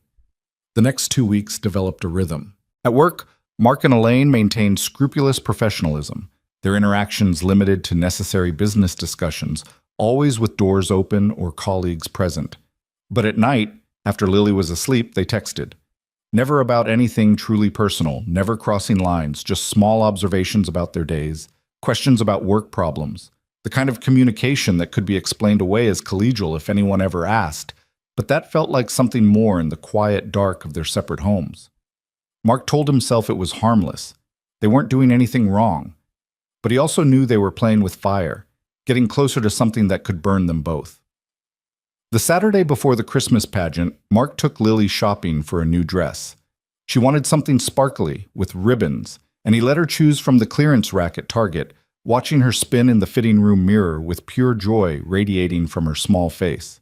These moments, normal, simple, unmarred by grief or complication, were what he lived for. They were loading bags into the car when his phone rang. Elaine. His heart rate picked up as he answered. Hello? Mark, I'm sorry to bother you on a weekend. Her voice was tight, stressed. But I need help and I don't know who else to call. What's wrong? My car broke down. I'm on Highway 87 about 20 miles outside the city. AAA says it'll be 2 hours before they can get here, and I have a meeting at 3 that I can't miss. Mark checked his watch. 1:15. Where exactly are you? She gave him the exit number. It was 30 minutes in the wrong direction from home, and he had Lily with him, and this was exactly the kind of situation that could look wrong if anyone found out. But Elaine's voice held an edge of desperation, and Mark made the decision before his brain could list all the reasons it was a bad idea. I'll be there in 30 minutes. You don't have to. I know. We're on our way. Lily looked up from her new dress, which she'd been examining with serious concentration. Where are we going? To help a friend whose car broke down. What friend? A friend from work. You met her once. Miss Prescott. Lily's face lit up with recognition. The lady who slept on our couch. Is she sick again? No, sweetie, her car just stopped working. They found Elaine standing beside her Mercedes on the highway shoulder, looking more disheveled than Mark had ever seen her. Her hair had escaped its usual perfect arrangement. Her expensive coat was smudged with dirt, and she'd clearly been crying, though she'd tried to hide it. Thank you for coming, she said, as Mark pulled up behind her car. I know this is an imposition. She stopped when she saw Lily climbing out of the back seat. Hi, Ms. Prescott, Lily waved enthusiastically. Daddy says your car is broken. Elaine's expression softened. It is. The engine just stopped working. That's sad. When our toaster broke, Daddy bought a new one. Will you buy a new car? Probably not. I'll get this one fixed. Mark popped his trunk. Let's get what you need from your car. We can drop you at your meeting and deal with the vehicle later. They transferred Elaine's briefcase and laptop, Mark acutely aware of how domestic the scene looked, him helping her with her things, while Lily chattered about her new dress and the upcoming pageant, like they were a family instead of a boss and employee navigating an increasingly complicated situation. The drive back to the city was surreal. Lily sat in her booster seat telling Elaine elaborate stories about school and friends and the injustice of bedtimes. Elaine listened with what seemed like genuine interest, asking questions and laughing at Lily's dramatic retellings. Mark caught glimpses of her in the rearview mirror, saw the way she relaxed around his daughter, the warmth in her eyes when Lily said something particularly charming. Miss Prescott, are you coming to my Christmas pageant? Lily asked suddenly. Elaine's eyes met Mark's in the mirror. Oh, I don't think... Daddy said I can invite 2 people and it's just him. You should come. I'm going to be an angel. That sounds perfect, Elaine said carefully, but I'm sure your daddy has other friends he'd rather invite. Nope, Lily said with 7-year-old certainty. Daddy doesn't have friends except Miss Patricia, and she has to work that night, so you should come. Mark felt his face heat. Lily, Miss Prescott is very busy. Actually, Elaine said quietly, I'd love to come, if that's all right with your dad. Mark met her eyes in the mirror again, saw the question there, the tentative hope. He knew what this meant. Elaine attending Lily's school event, being seen together outside of work, crossing another line in the series of lines they kept crossing and then pretending they hadn't. You're welcome to come, he said, but only if you want to. No pressure. I want to, Elaine said, and something in her voice made Mark's chest tight. They dropped Elaine at her office building with 10 minutes to spare. She gathered her things, thanked Mark again, then leaned into the back seat to say goodbye to Lily. I'll see you on the 18th, she told her. I'm looking forward to watching you be an angel. I'll be the best angel, Lily promised. Better than Madison, even though she says her costume is fancier. After Elaine disappeared into the building, Lily was quiet for a moment before asking, Daddy, do you like Ms. Prescott? Mark's hands tightened on the steering wheel. She's my boss, sweetheart. I work for her. That's not what I asked. Sometimes Lily's perceptiveness was terrifying. She's a nice person. Why do you ask? Because you look at her the way you look at pictures of Mommy, like you're happy and sad at the same time. Mark had to pull over because his eyes were suddenly blurry. He sat on the side of the road trying to compose himself while Lily waited patiently in the back seat. I loved your Mommy very much, he finally said, and I'll always love her. But she's gone, and I'm still here. And sometimes I forget that being here means I'm allowed to feel things about other people. Mommy would want you to be happy. Lily said matter-of-factly. She told me before she went to heaven. She said Daddy was going to be sad for a while, but that someday he'd be happy again, and that was okay. Mark turned to look at his daughter, this small, wise person who somehow understood things he'd been struggling with for 3 years. She told you that? Uh-huh. She said, love doesn't run out. You can love people who are gone and people who are still here. The heart just gets bigger. Mark unbuckled his seatbelt, climbed into the back seat, and pulled Lily into a hug, holding her tight while she patted his back the way he'd patted hers through countless nightmares and scraped knees. You're pretty smart. You know that? He said when he could speak again. I know, Lily said seriously. Madison says I'm the smartest person in our class. Mark laughed through his tears, kissed the top of her head, and climbed back into the driver's seat.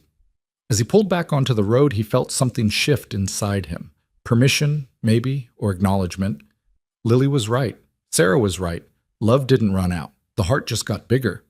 The question was whether his heart was big enough to hold the complicated feelings he had for Elaine Prescott, and whether admitting those feelings would destroy everything or build something new. He spent the rest of that weekend in a strange state of awareness, as if Lily's simple wisdom had switched on lights in rooms he'd kept deliberately dark. On Sunday, while making breakfast, he caught himself humming, something he hadn't done since before Sarah got sick. Lily noticed too, grinning at him over her cereal like she'd won some kind of victory. That night, after Lily was asleep, his phone lit up with a text from Elaine. Thank you again for the rescue today, and thank you for letting me come to Lily's pageant. I know it complicates things. Mark stared at the message, considering his response carefully. It does complicate things. But Lily wanted you there, and honestly, so do I. The 3 dots appeared and disappeared multiple times. Finally, we should probably talk about what we're doing. Probably. Not over text. No, not over text. Coffee sometime, outside the office? Mark felt his pulse quicken. Coffee was innocent enough, but coffee with intention was something else entirely. When? Tuesday morning? There's a place near the park. The Early Bird. 7:30? I'll be there. Monday at work felt different, charged with anticipation that Mark tried and failed to ignore. He and Elaine maintained their usual professional distance, but when their eyes met during a morning meeting, something passed between them.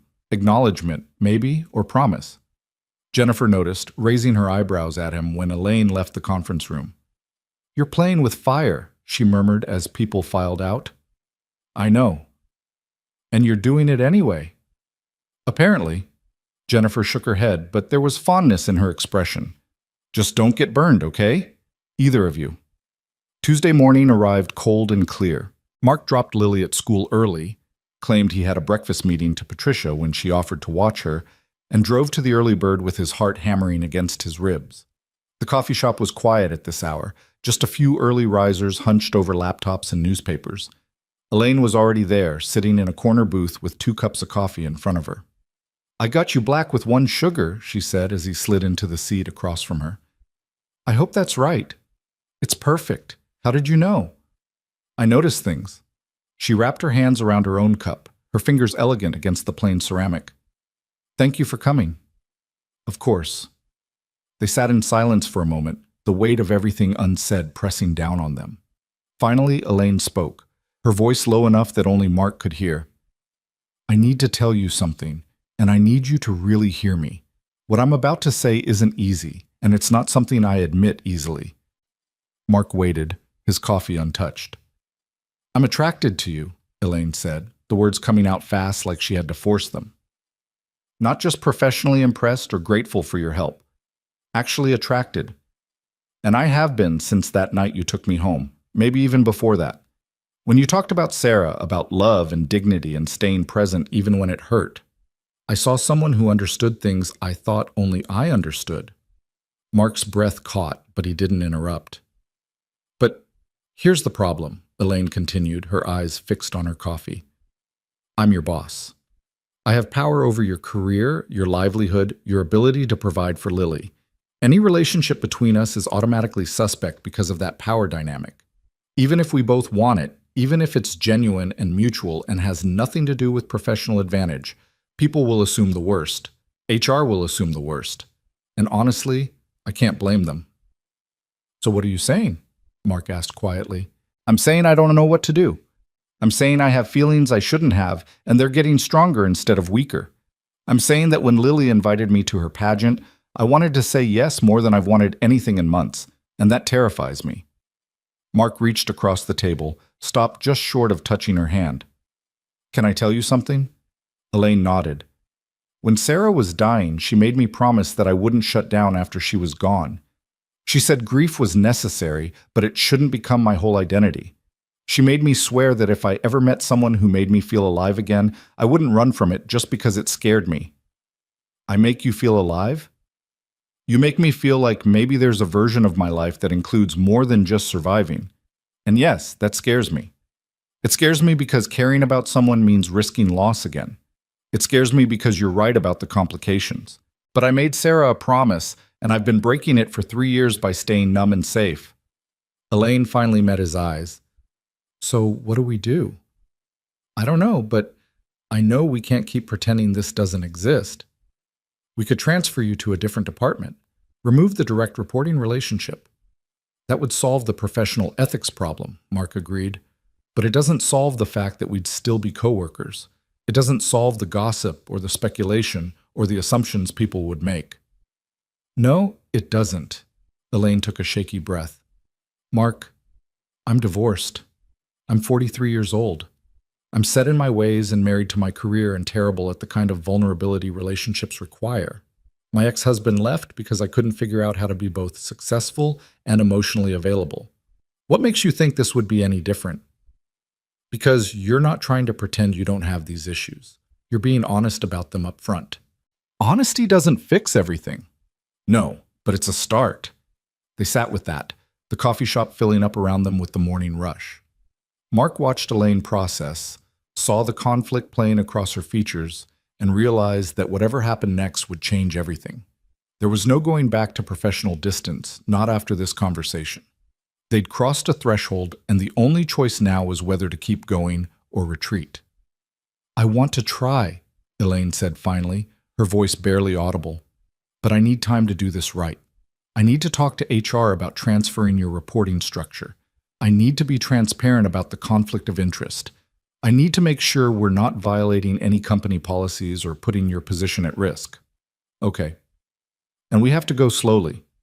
I can't jump into something serious when I'm still processing my divorce, and you're still grieving Sarah, and we both have careers that matter to us. I understand. Do you?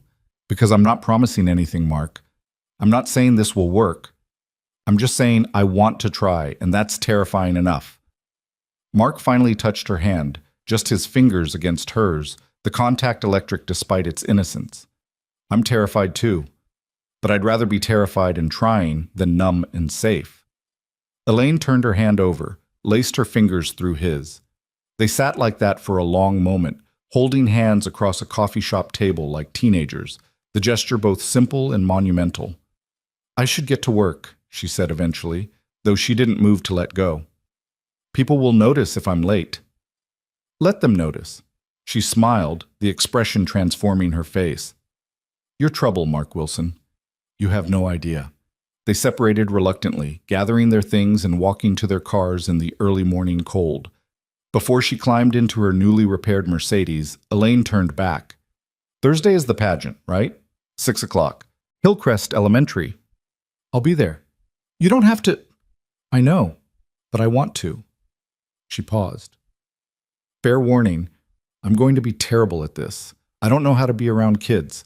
I'll probably say something awkward or forget that 7-year-olds don't care about quarterly earnings. Mark laughed. Just be yourself. Lily already likes you. How do you know? Because she has excellent taste.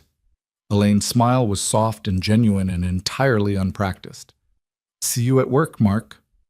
See you at work. The next 2 days passed in a blur of anticipation and nervousness. At work, Mark and Elaine maintained their professional facade, though Jennifer cornered him Wednesday afternoon with pointed questions.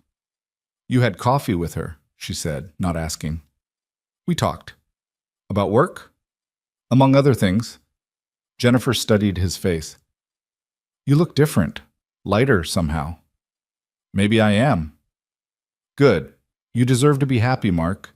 Just be careful, okay? Office romances are complicated, even without the boss-subordinate dynamic. I know, we're being careful, but careful felt inadequate for what was actually happening. That night, Elaine texted, I spoke with HR today, confidentially. They're going to restructure your position so you report to Jennifer instead of me. It'll take a few weeks to implement, but it removes the direct conflict of interest. Mark's heart raced. That's a big step. I know, but if we're doing this, we're doing it right. No ethical shortcuts. Thank you. Don't thank me yet. We still have to actually see if we work outside of crisis situations and late-night texts. We'll find out Thursday night. We will. I'm nervous. Me too. What if Lily decides she doesn't like me after all? Not possible. You have a lot of faith. In Lily's judgment? Absolutely. Thursday arrived with the kind of nervous energy that made concentration impossible. Mark gave up on productive work by 3 o'clock, leaving early to pick up Lily and help her get ready. She was vibrating with excitement, her angel costume laid out on her bed like sacred vestments. Is Miss Prescott really coming? She asked for the 5th time while Mark wrestled with her hair. She said she would. What if she forgets? She won't forget. What if her car breaks again? Then we'll go pick her up. Lily considered this, then nodded with satisfaction. Okay, but Daddy, you have to sit where I can see you. Madison says her dad sits in the back and she can never find him. Front row center, I promise. They arrived at Hillcrest Elementary 45 minutes early. Lily immediately whisked away by her teacher to join the other angels. Mark found himself standing in the slowly filling auditorium, checking his phone every 30 seconds, trying not to look like a man anxiously awaiting his boss who he'd maybe started dating, even though they hadn't actually been on a real date yet. You're going to wear a hole in that phone screen, Patricia said, appearing beside him with a smile. I thought you said I couldn't make it. I thought you had to work. I switched shifts. You think I'd miss Lily being an angel? She studied his face. You're nervous. What's going on? Nothing. Just want everything to go well. Uh-huh. And who's the woman you keep looking for? Mark felt his face heat. A friend from work. Must be some friend to have you this worked up. Before Mark could respond, he saw Elaine enter the auditorium. She'd changed from her usual business attire into slacks and a simple sweater, her hair down around her shoulders. She looked younger, softer, and Mark felt his breath catch when she smiled at him. I made it, she said, slightly breathless, like she'd been hurrying. Traffic was terrible, and I couldn't remember if you said 6 or 6:30, and I was worried I'd miss it. She stopped when she saw Patricia. Oh, I'm sorry. I'm Elaine Prescott. Patricia Chen, I'm Mark's neighbor, and Lily's part-time guardian angel. They shook hands, Patricia's eyes sharp with assessment, and Mark felt the awkwardness of worlds colliding. Patricia knew about Sarah, about his grief, about the careful walls he'd built. Elaine represented something new and uncertain, and Patricia was clearly trying to figure out if she needed to be protective. Mark's told me about you, Elaine said. Thank you for everything you do for Lily. He says he couldn't manage without you. Patricia's expression softened slightly. Lily's easy to love, and Mark's a good father. He deserves support. The subtext was clear. He deserves support, not complications. Elaine seemed to hear it, nodding seriously. He does. They both do. The lights flickered, signaling 5 minutes to start. They found seats in the 3rd row. Front row had filled up, while Mark was greeting Elaine. Mark in the middle with Elaine on his right and Patricia on his left. He felt caught between his past and his possible future. 2 women who represented different versions of who he'd been and who he might become. The pageant was exactly as chaotic and charming as school productions always were. The kindergartners sang Jingle Bells with more enthusiasm than accuracy. The 3rd grade performed a surprisingly sophisticated dance routine. And then the 2nd grade presented their nativity scene, with Lily as one of 3 angels hovering over a manger that was really just a cardboard box. She was perfect. Her halo stayed on, her wings didn't fall off, and she delivered her one line, "Fear not, for behold, I bring you good tidings of great joy," with absolute conviction. Mark filmed the whole thing while his eyes blurred with tears, pride and love and grief, all mixing together in his chest. Beside him, Elaine was crying too. Not obviously, just silent tears sliding down her cheeks while she watched Lily glow under the stage lights. Mark reached over without thinking, took her hand, and she squeezed his fingers tight. "She's wonderful," Elaine whispered. "She is." After the performance, parents flooded the stage area to collect their children. Mark waded through the crowd with Elaine and Patricia trailing behind, finding Lily surrounded by her classmates, all of them talking at once about missed cues and costume malfunctions. "Daddy!" She launched herself at him, and he caught her, lifting her up despite her protests that she was too big for that. "Did you see? I didn't forget my line." "You were perfect, the best angel on that stage." "Really?" "Really, truly." Lily spotted Elaine over his shoulder. "Miss Prescott, you came." "I told you I would," Elaine said, and Mark saw her nervousness, the way she held herself carefully like she wasn't sure how to be around children. "You were magnificent up there." "Did you like my wings?" "Daddy helped me glue on the glitter." "They were beautiful. Very sparkly." "Do you want to get ice cream with us?" "Daddy always takes me for ice cream after programs." Mark's eyes met Elaine's over Lily's head. This was it. The moment where they either maintained careful distance or took the next step into whatever they were building. "I'd love to," Elaine said, "if that's okay with your dad." "It's more than okay," Mark said. Patricia begged off, claiming an early shift, but Mark saw the approval in her eyes when she hugged Lily goodbye. "You were spectacular, angel girl. See you tomorrow." The ice cream shop was crowded with other post-pageant families, the air sweet with sugar and childhood joy. They squeezed into a booth, Lily between Mark and Elaine, and ordered sundaes that were too large and too expensive and absolutely necessary. Lily dominated the conversation, recounting the pageant from her perspective with elaborate detail about who had messed up and who had done well, and how her teacher had said she was a natural performer. Elaine listened with what appeared to be genuine interest, asking questions about rehearsals and costume choices, and Mark watched them interact with something warm unfurling in his chest. "Miss Prescott, do you have kids?" Lily asked suddenly. Elaine stilled, her spoon halfway to her mouth. "No, I don't." "Why not?" "Lily," Mark said gently, "that's a personal question." "It's okay," Elaine said. She set down her spoon, considering her answer carefully. "I think I was always too focused on work to think about having children. And then I got older and it didn't seem like the right time. Some people become parents and some people don't, and both are okay. But wouldn't you like to have a kid? Kids are great." Elaine smiled. "You make a compelling argument. If you wanted to practice being a mom, you could practice on me. I'm very good at being a kid." Mark nearly choked on his ice cream. "Lily, that's not—" "Actually," Elaine interrupted, her voice soft, "that's one of the nicest offers anyone's ever made me. Thank you." Lily beamed, clearly considering the matter settled, and returned to her sundae with single-minded focus. Mark caught Elaine's eye, saw the vulnerability there, the fear mixed with something that might have been hope. They stayed at the ice cream shop until Lily started yawning, her post-performance adrenaline finally crashing into exhaustion. Mark carried her to the car while Elaine walked beside them, and there was something achingly domestic about the scene, the three of them together, full of ice cream and contentment, navigating the cold parking lot like they'd done this 100 times before. "Thank you for coming tonight," Mark said when they reached Elaine's car. Lily was already half asleep against his shoulder. "Thank you for inviting me, for letting me be part of this." Elaine reached out, gently touched Lily's back. "She's really special, Mark." "She is. And so are you." Before Mark could respond, Lily mumbled, "Miss Prescott should come over for Christmas. We make cookies and watch movies, and it's really fun." Elaine's eyes widened. "Oh, I don't think—" "We'd love to have you," Mark heard himself say. "If you don't have other plans." "I don't. My family's in California and we're not close. I was going to spend it alone with Chinese takeout and a book." "Then come to us. Christmas Eve. We make cookies in the afternoon, watch movies in the evening. Nothing fancy, just us." Elaine looked between Mark and the sleeping Lily, her expression unreadable. "Are you sure?" "Very sure."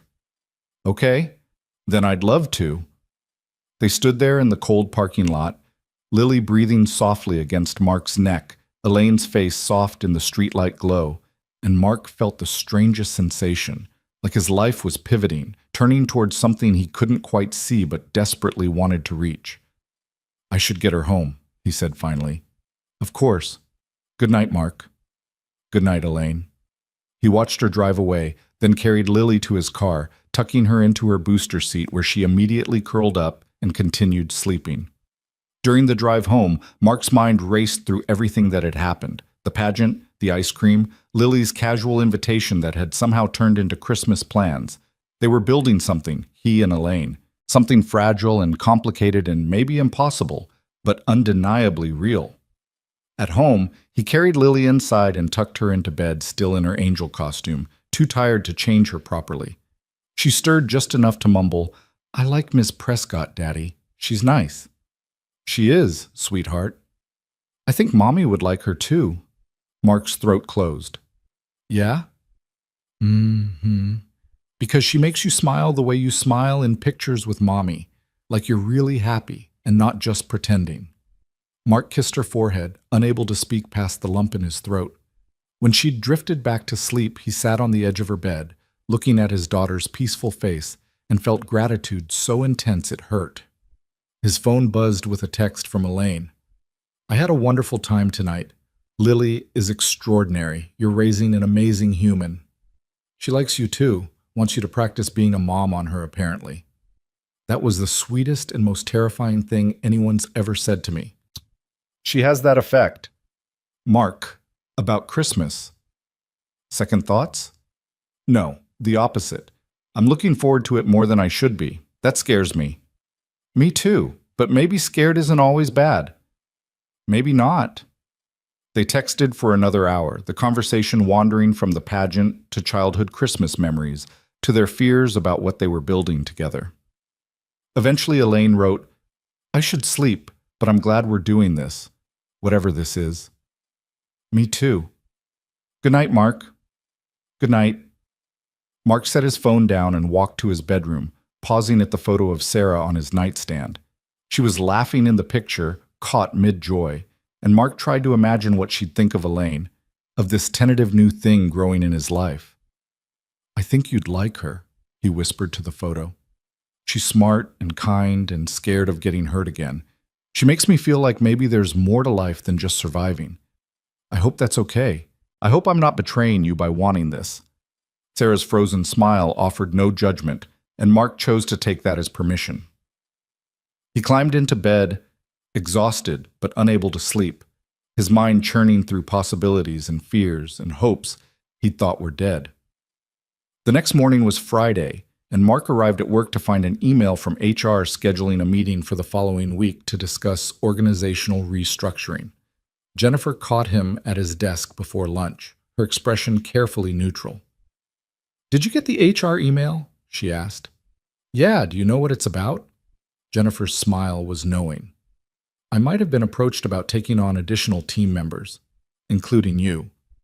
Mark felt relief and anxiety war in his chest. "And you're okay with that?" "Are you kidding? You're the best analyst we have. I'm thrilled." She lowered her voice. "I also know why this restructuring is happening, and I think you're both being smart about it, doing things the right way." "We're trying." "Good. Just don't screw it up, okay? I like both of you too much to watch this implode." The restructuring was finalized the following Wednesday. Mark's official reporting line changed from Elaine to Jennifer, removing the direct conflict of interest while keeping him in the same role. A few people noticed and commented, but the explanation of organizational efficiency seemed to satisfy most curiosity. That evening, Elaine texted, "It's official, we're no longer boss and employee. How do you feel about that?" "Terrified, relieved, excited, all of the above." "So what now?" "Now we see if this actually works when we're not navigating power dynamics and professional ethics." "Want to find out over dinner tomorrow night?" There was a long pause before her response came through. "Like a date?" "Exactly like a date." "Okay, yes, I'd like that." Mark smiled at his phone, feeling like a teenager asking someone to prom. "I'll pick you up at 7. "I'll be ready." Christmas Eve arrived with fresh snow and the kind of quiet that only winter holidays bring. Mark and Lily spent the morning baking cookies, chocolate chip, sugar cookies shaped like stars and trees, peanut butter with fork marks.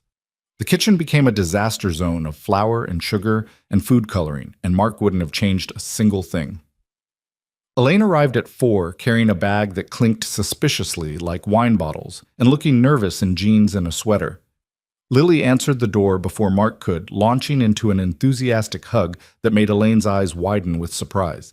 "You came! We made so many cookies!" "I brought wine," Elaine said, showing Mark the bag.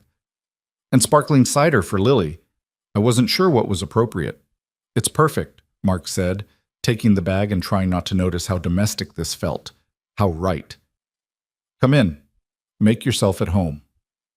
The afternoon unfolded with easy warmth. They decorated the remaining cookies, Elaine proving surprisingly adept at piping frosting despite claiming she'd never done it before. Lily directed operations with benevolent authority, praising their efforts and only occasionally critiquing their technique. As evening settled, they migrated to the living room where Mark's modest Christmas tree glowed in the corner.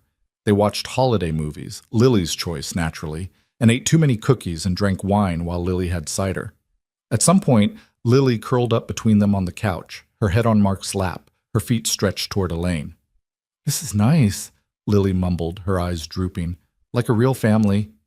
Mark felt Elaine stiffen slightly beside him, but when he glanced over, she was smiling, her hand resting gently on Lily's ankle. "It is nice," Elaine agreed softly. Lily fell asleep before the movie ended, her breathing deep and even. Mark carefully extracted himself, lifted her, and carried her to bed. When he returned, Elaine was standing by the window, looking out at the snow falling in soft white curtains. "She's wonderful," Elaine said without turning around. "She is." "Mark, I need to tell you something." Elaine finally faced him. "I'm falling for you, both of you. And that terrifies me because I'm so bad at this. I don't know how to be in a relationship without sacrificing my career or my independence. I don't know how to be a mother figure to a child who's not mine. I don't know how to navigate loving someone who's still grieving someone else." Mark crossed to her, took her hands.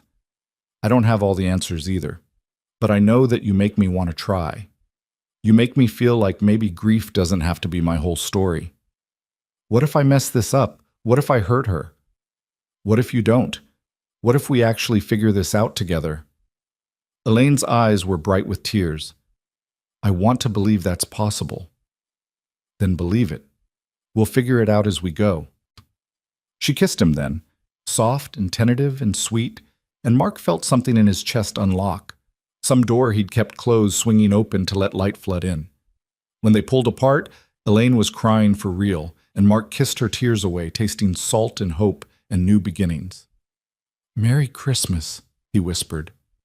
"Merry Christmas," she whispered back. They stood there in his living room, holding each other while snow fell outside and Lily slept peacefully down the hall. And Mark thought about Sarah's promise that his heart would be big enough for new love without losing the old. He thought about Elaine's courage in trying despite her fear. He thought about Lily's simple wisdom that love doesn't run out. And he thought that maybe, just maybe, they were all going to be okay. Elaine left around midnight after they'd talked for hours in quiet voices about everything and nothing, their fingers intertwined on the couch like teenagers figuring out intimacy for the first time.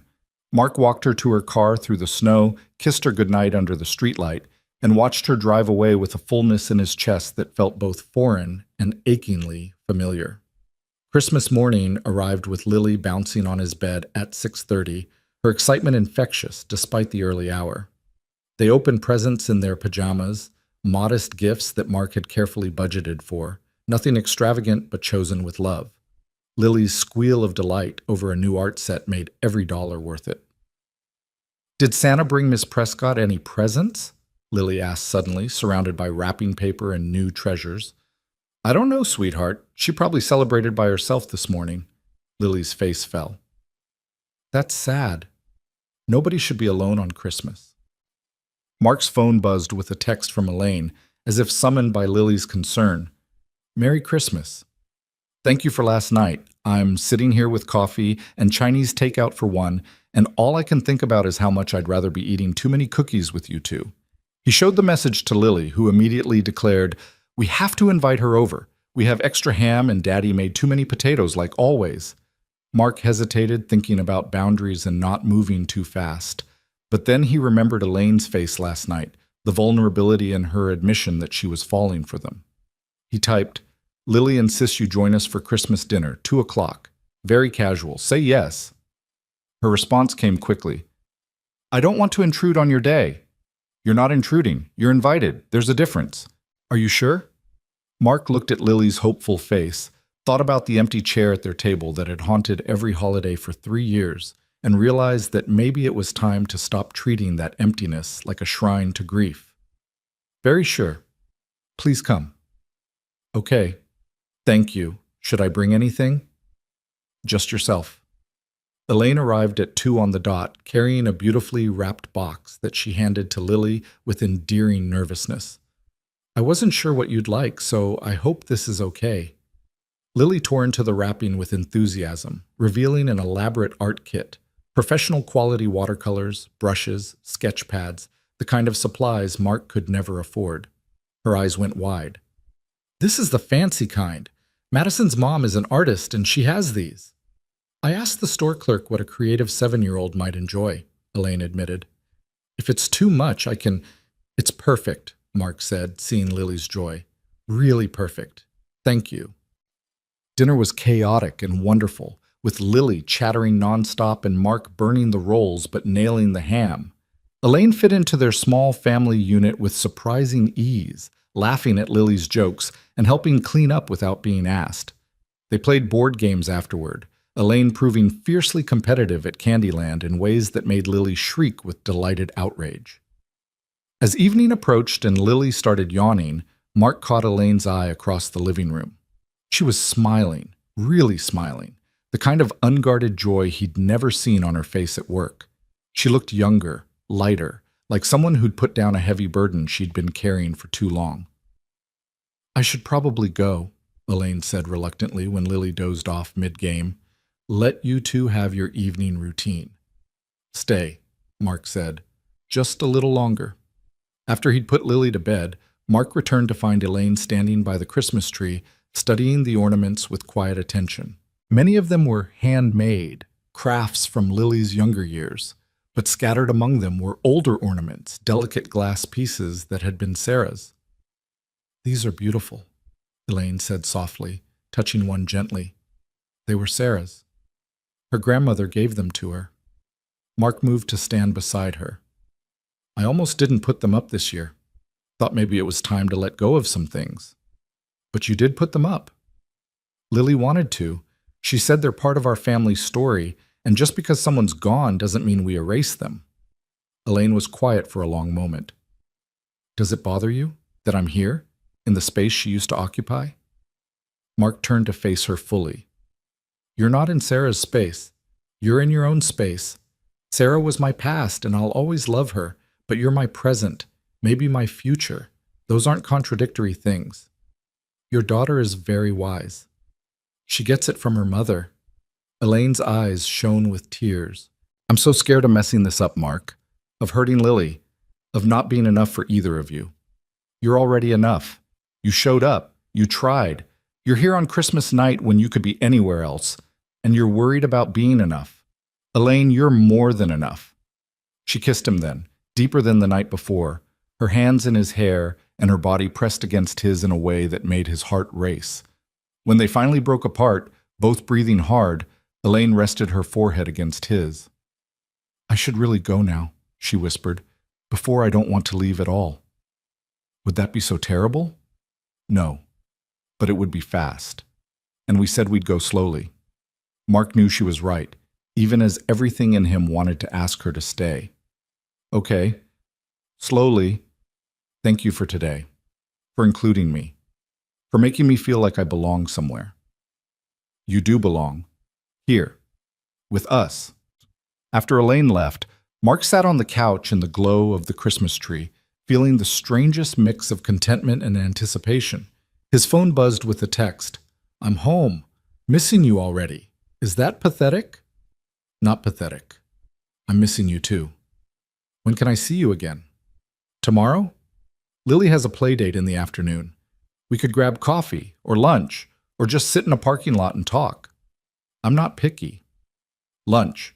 Somewhere we can actually have a conversation. I want to hear everything about you that I don't already know. They met the next day at a small Italian restaurant tucked into a booth in the back where they could talk without being overheard.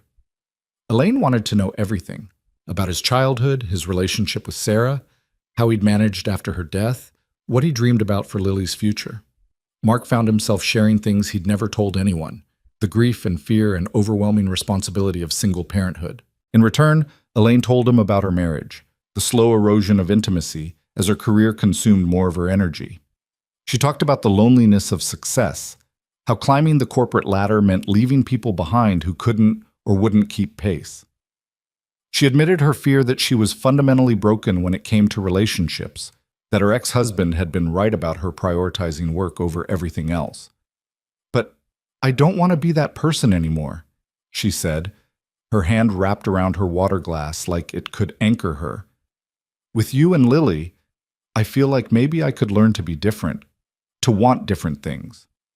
"You don't have to change who you are," Mark said. "Your ambition and drive aren't flaws. They're part of what makes you who you are." "But they cost me my marriage." "They cost you a marriage to someone who needed you to be smaller so he could feel bigger. That's different than them being inherently wrong." Lane looked at him with something like wonder. "How are you so understanding about this?" "Because Sarah was ambitious too. She was finishing her PhD when she got sick. She wanted to change the world through her research. I love that about her, the fire, the determination. I never wanted her to dim that light for me."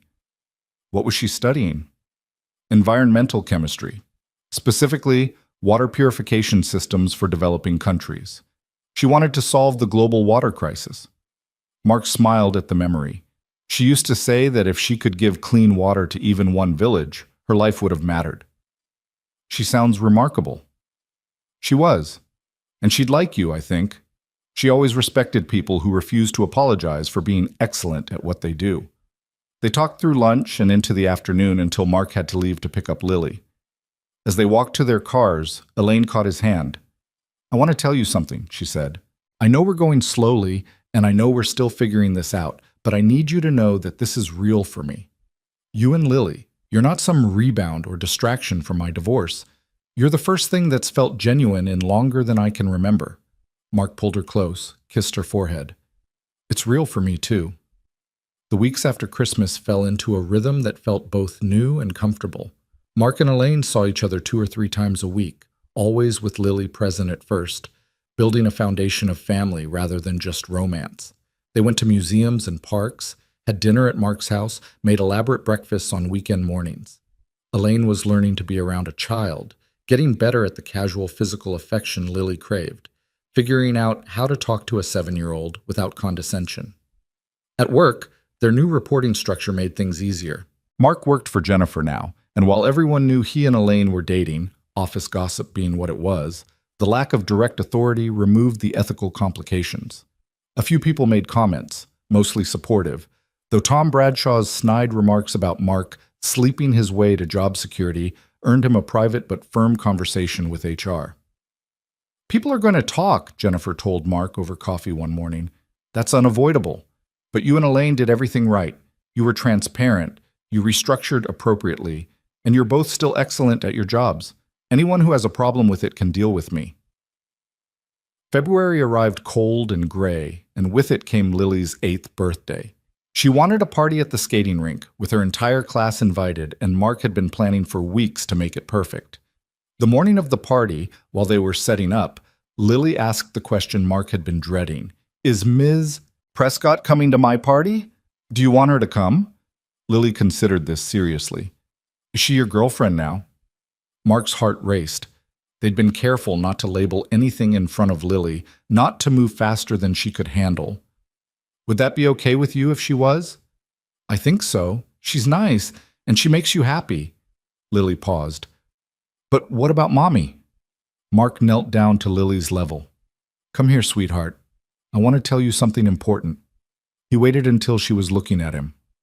I loved your mommy more than anything in the world. I still love her, and I always will. But mommy's gone, and she's not coming back. And part of loving her means honoring what she wanted for us. What did she want? She wanted us to be happy. She wanted me to take care of you and make sure you grew up knowing you were loved. And she wanted me to be happy too, even if that meant caring about someone new. Mark touched Lily's cheek gently. Loving Elaine doesn't mean I love mommy less. The heart doesn't work like that. It just gets bigger. That's what mommy told me too, about the heart getting bigger. She was right. She usually was. Mark smiled through the emotion clogging his throat. So yes, Elaine is my girlfriend, and if you're okay with that, I'd like to invite her to your party. Lily threw her arms around his neck. I'm okay with it, Daddy. I like her, and I think maybe she needs us. Mark held his daughter, marveling at her emotional intelligence, her capacity for understanding far beyond her years. I think you're right. Elaine arrived at the skating rink 30 minutes before the party started, carrying a gift bag and looking nervous. Lily ran to her immediately, chattering about the party plans, and Mark watched Elaine relax into the interaction, getting better at this with each encounter. The party was beautiful chaos, 23rd graders on ice skates, numerous falls, lots of laughter, and a cake that was slightly lopsided but decorated with care. Elaine helped wrangle children, tie skates, and hand out pizza with the kind of determined competence she brought to everything. At one point, Mark caught her helping a shy little girl who'd fallen, speaking gently and encouragingly until the girl smiled and tried again. You're good at this, he told her later, while Lily opened presents. I'm terrified, Elaine admitted, but I'm trying. That's all anyone can do. As the party wound down and parents collected their exhausted children, Lily skated over to where Mark and Elaine stood at the rink's edge. Thank you for coming to my party, she told Elaine solemnly. It was better because you were here. Elaine's eyes got suspiciously bright. Thank you for inviting me. I had a wonderful time. Next year, will you help Daddy plan it? He's good at dad stuff, but sometimes he needs help with the fancy things. Mark laughed. Hey, I thought this party was pretty fancy. It was, Lily assured him, but Ms. Prescott knows about fancy, like the decorations and stuff. I'd be honored to help plan next year's party, Elaine said, and Mark heard the weight in those words, the promise of future, of presence, of staying. That night, after Lily was asleep surrounded by new toys and birthday cards, Mark and Elaine sat on his couch with glasses of wine, exhausted and happy. She called you my girlfriend today, Mark said, asked if that's what you were. What did you tell her? That yes, you are, if that's okay with you. Elaine set down her wine glass, turned to face him fully. It's more than okay. Mark, I love you. I've been scared to say it, scared it was too soon or too much, but I do. I love you and I love Lily, and I want to be part of this family you've built. Mark's heart felt too big for his chest. I love you too. I think I have since that first night when you showed me what vulnerability looked like and trusted me enough to help. They kissed, deep and slow and full of promise, and when they pulled apart, Elaine was crying. Happy tears, she assured him. I just never thought I'd have this. A family. People who want me around not for what I can do or what I can provide, but just for me. Well, you do. We want you. All of you, including the parts that are scared and the parts that are still figuring this out. I want to meet Sarah, Elaine said suddenly. Not literally, obviously, but I want to visit her grave, pay my respects, thank her for raising such an incredible daughter, and for loving you in a way that taught you how to love again. Mark felt tears prick his own eyes. She'd like that. We could go this weekend if you want. They went on Saturday, just the two of them, while Lily was at a friend's house. The cemetery was peaceful, snow covering the ground in pristine white. Mark led Elaine to Sarah's headstone, simple granite with her name and dates, and the words, beloved wife and mother, brilliant mind, beautiful soul. Mark knelt, brushed snow from the stone. Hi, Sarah. I brought someone to meet you. This is Elaine. She's important to me. To us. He felt Elaine's hand on his shoulder, grounding him. I think you'd like her. She's smart and driven and terrible at baking cookies, but she tries anyway. She makes Lily laugh. She makes me feel alive again. Elaine knelt beside him, her hand finding his. I never got to meet you, she said quietly, but I see you everywhere in your daughter, in Mark's capacity for love and patience, in the home you built together. She paused, clearly emotional. I promise to honor your memory, to never try to replace you, to love them both with everything I have. Mark pulled her close, and they knelt there together in the snow, paying respects to the past while building toward a future. It felt right, Mark thought, like Sarah was giving her blessing to this new beginning. Spring arrived gradually, winter releasing its grip with reluctant grace. Mark and Elaine's relationship deepened, moving from tentative new love into something more solid and sure. Elaine started keeping clothes at Mark's house, had her own key, showed up for dinner most nights. Lily called her Elaine now instead of Ms. Prescott, and the three of them had fallen into routines that felt increasingly like family. But Mark knew they needed to have the bigger conversation, the one about what came next. He waited until a quiet evening in April, after Lily was asleep, to broach the subject. I want you to move in with us, he said, the words coming out more bluntly than he'd intended. Elaine looked up from her laptop, surprise flickering across her features. That's a big step. I know. But you're already here most nights anyway. And it feels ridiculous that you're paying for an apartment you barely use while also storing half your wardrobe in my closet. It's not about the logistics, Mark. It's about what it means. For us. For Lily. It means we're building a life together. That's what I want. Is it what you want? Elaine closed her laptop, set it aside. Yes, but I'm scared. Of what? Of messing it up. Of Lily resenting me for taking up space in her home. Of you realizing I'm not cut out for this domestic life and regretting asking me. Mark moved to sit beside her, took her hands. Elaine, you've been part of our domestic life for months now. Lily adores you. I love you. The only thing that would change by you moving in is that you'd stop wasting money on rent. She laughed, the sound watery. You make it sound so simple. It is simple. Do you want to wake up here every morning? Do you want to have breakfast with us and argue with Lily about bedtimes and help her with homework? Yes. Then move in. Be part of our family officially instead of just practically. Elaine was crying now, but she was smiling too. Okay, yes, I want that. They told Lily the next morning over pancakes. Her reaction was enthusiastic, shrieking followed by an immediate demand to redecorate the guest room as Elaine's office since she'd need space for her work things. Mark and Elaine exchanged glances over Lily's head, both marveling at how easily she'd accepted this new configuration of their family. Elaine moved in gradually over the next month, merging her life with theirs in ways both practical and profound. Her expensive furniture didn't quite fit the modest house, so they donated most of it, keeping only the pieces that mattered. Her extensive book collection filled shelves Mark built in the living room. Her professional wardrobe took over half the closet, mixing with his button-downs and Lily's dance costumes in a way that made the space feel complete. Summer arrived with long days and Lily's endless energy. They took a vacation to the beach, the three of them building sandcastles and swimming in the ocean and eating too much ice cream. Mark watched Elaine teach Lily to body surf, saw the joy on both their faces, and felt gratitude so intense it was almost painful. One evening, walking on the beach after Lily had gone to bed back at the rental house with a babysitter, Elaine stopped and turned to face the ocean. I want to tell you something, she said. About my divorce. Mark waited, giving her space to find the words. Michael left because he said I was incapable of real intimacy, that I kept him at arm's length emotionally while giving everything to my job. And he was right. She looked at Mark. I was terrified of being vulnerable, of needing someone, of admitting I wasn't completely self-sufficient. So I built walls and called it independence. And now? Now I'm still terrified. But I'm doing it anyway.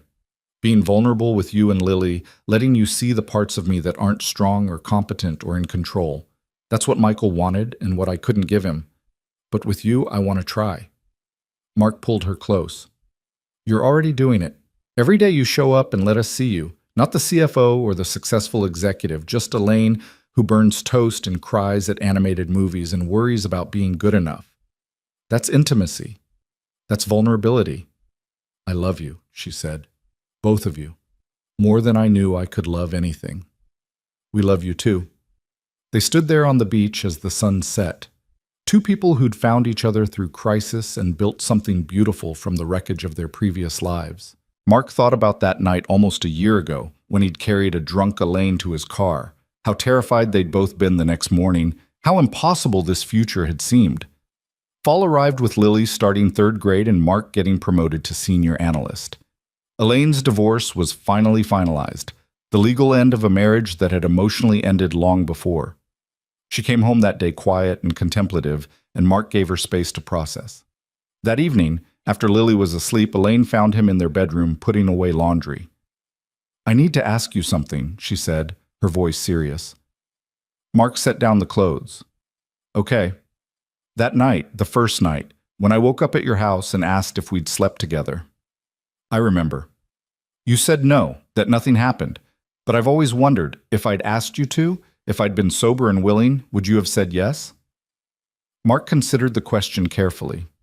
No. Not that first night. You were vulnerable and hurting, and I was a stranger you'd just met. Taking advantage of that would have been wrong, regardless of consent. And now? Now you're not a stranger. Now we've built something real. Now if you asked, my answer would be very different. Elaine smiled, slow and warm. Good to know. She crossed to him, wrapped her arms around his neck, kissed him with an intensity that made his breath catch. They'd been careful about physical intimacy with Lily in the house, keeping things appropriate and measured. But there was nothing measured about this kiss, nothing careful about the way Elaine's hands tangled in his hair, or the way Mark pulled her closer. I love you, she whispered against his mouth. I love this life we've built. I love waking up here and having breakfast chaos and arguing about whose turn it is to take out the trash. I love you too, even when you steal the covers and leave your work papers all over the dining table. She laughed, the sound full of joy. We're really doing this, aren't we? Building a family. We really are. Winter returned, and with it came the anniversary of that fateful night. Mark and Elaine were sitting on the couch one evening in mid-November when he realized the date. 1 year ago tonight, you ended up on this couch, he said. Elaine looked around the living room, so different now with her touches everywhere. Her books, her photos, her life intertwined with theirs. Best worst night of my life. Why worst? Because I was so lost. My marriage was ending, I was alone, and I'd drunk myself into oblivion trying to escape the pain. I woke up the next morning terrified I'd destroyed everything. And why best? Because you were kind when you didn't have to be. Because you saw me at my lowest and didn't turn away. Because that night led to this, to us, to this family, to a life I didn't know I wanted until I had it. Mark pulled her close. I was terrified that morning too. Thought I'd crossed some line that would ruin both our careers. We did cross a line, just not the one we thought. Elaine smiled. We crossed from being strangers to being people who cared about each other. Everything else followed from that. No regrets? Not a single one. They sat in comfortable silence, watching the snow fall outside their window, and Mark felt the kind of peace he'd thought died with Sarah. Different than what he'd had before. Not better or worse, just different. A new chapter in a life that had space for both grief and joy, remembrance and new beginnings. December arrived with holiday preparations and Lily's excitement reaching fever pitch. On Christmas Eve, exactly 1 year after Elaine had first joined them for the holiday, Mark made dinner while Lily and Elaine decorated cookies in the kitchen. Their laughter filled the house, warm and bright, and Mark paused to watch them. This woman he loved, and this daughter who'd welcomed her, covered in flour and frosting and completely content. After Lily went to bed, Mark and Elaine stood by the Christmas tree, just as they had the year before. The ornaments were the same. Sarah's delicate glass pieces mixed with Lily's handmade crafts, and now a few that Elaine had contributed, small touches that marked her place in their family story. I have something for you, Mark said, pulling a small box from his pocket. Elaine's eyes widened. Mark? It's not what you think. Well, it is, but also it isn't. He opened the box to reveal a delicate silver ring with a small diamond. I'm not asking you to marry me. Not yet. We've only been together a year, and I know you need more time to be sure. Then what is this? It's a promise that I want forever with you, that when you're ready, I'll ask properly, that you're my family, Elaine, you and Lily, and I want the world to know it. Elaine was crying, tears streaming down her face as she looked between the ring and Mark's face. I'm ready now. What? I said I'm ready now. Ask me properly. Mark's heart was racing. Are you sure? I've never been more sure of anything. Mark, this year with you and Lily has been the best of my life. I don't need more time to know that this is what I want. You're what I want. This family is what I want. Mark knelt, still holding the box, his hands shaking slightly. Elaine Prescott, will you marry me? Will you officially become part of this family? Will you be Lily's stepmom and my wife and our partner in all the chaos and joy and everyday magic that makes up a life? Yes, Elaine said, pulling him up and kissing him through her tears. Yes, absolutely yes. Mark slipped the ring on her finger and they stood there holding each other, laughing and crying and marveling at how a night that started with crisis had led to this moment of pure joy. Should we tell Lily in the morning? Elaine asked. Definitely. She's going to be insufferable with excitement. I can't wait. They went to bed that night as an engaged couple, Mark holding Elaine close and thinking about Sarah, about love and loss and second chances. He whispered a silent thank you to his late wife for teaching him that hearts could be big enough for everything, grief and joy, memory and new love, yesterday and tomorrow. Christmas morning brought Lily's predictable early wake-up and her discovery of their news, which resulted in exactly the insufferable excitement Mark had predicted. She immediately began planning the wedding with elaborate detail, insisting on being the flower girl and suggesting that they get married tomorrow or maybe next week at the latest. We need a little more time than that to plan, sweetheart, Mark said, laughing. But why? You love each other. Elaine already lives here. What else is there to plan? She has a point, Elaine said, smiling at Mark over Lily's head. They settled on a spring wedding, simple and small, with just close friends and family. Patricia cried when they told her, hugging both of them and declaring she'd known from the start they were meant for each other. Jennifer organized an office celebration that was tasteful and supportive, with no awkwardness about the boss-turned-family member dynamic. The months between Christmas and the wedding passed in a blur of planning and normal life. Lily's school events, work deadlines, grocery shopping, and bill paying, and all the mundane tasks that made up a shared existence. Elaine proved to be terrible at wedding planning, getting overwhelmed by decisions about flowers and music, so Mark took over most of it while she focused on work and being present for Lily. They visited Sarah's grave together one last time before the wedding, the three of them bringing flowers and sitting in the spring sunshine. I wanted to tell you we're getting married, Mark said to the headstone, and I wanted Lily to have a chance to talk to you about it. Lily knelt by the grave, her small hand on the stone. Hi, Mommy. I miss you every day, but I'm okay. Daddy's okay too, and Elaine is really nice. She helps me with my homework and takes me shopping and loves Daddy the way you did. She paused, clearly emotional. I hope you're not sad that we have a new family now. Elaine says you're still part of our family too, that we can love you and her at the same time. Is that okay? The wind rustled through the trees, and Mark chose to interpret it as Sarah's blessing. I think it's okay, Lily decided. I think you want us to be happy. Elaine knelt beside Lily, her own hand joining the small one on the stone. Thank you, she said simply, for everything you gave them, for teaching Mark how to love and Lily how to be brave, for making them who they are. I promise to honor that gift every day. They sat there together, this unusual family configuration, the widower, his daughter, and the woman who'd come into their lives through chaos and stayed through choice. Mark felt the past and future merge in that moment, felt Sarah's presence like a benediction on everything they were building. The wedding took place on a Saturday in May, in Patricia's backyard, which she'd offered with characteristic generosity. The ceremony was simple. Mark in a suit Lily had helped pick out, Elaine in a dress that was elegant without being ostentatious, and Lily as flower girl in a purple dress that matched the spring flowers blooming everywhere. They'd written their own vows. Mark went first, his voice steady despite the emotions churning in his chest. Elaine, a year and a half ago, you came into my life at your lowest moment, and I saw someone who was brave enough to be broken. You could have retreated behind walls of professionalism and pretended nothing happened, but instead you let me see you, really see you. That courage changed everything.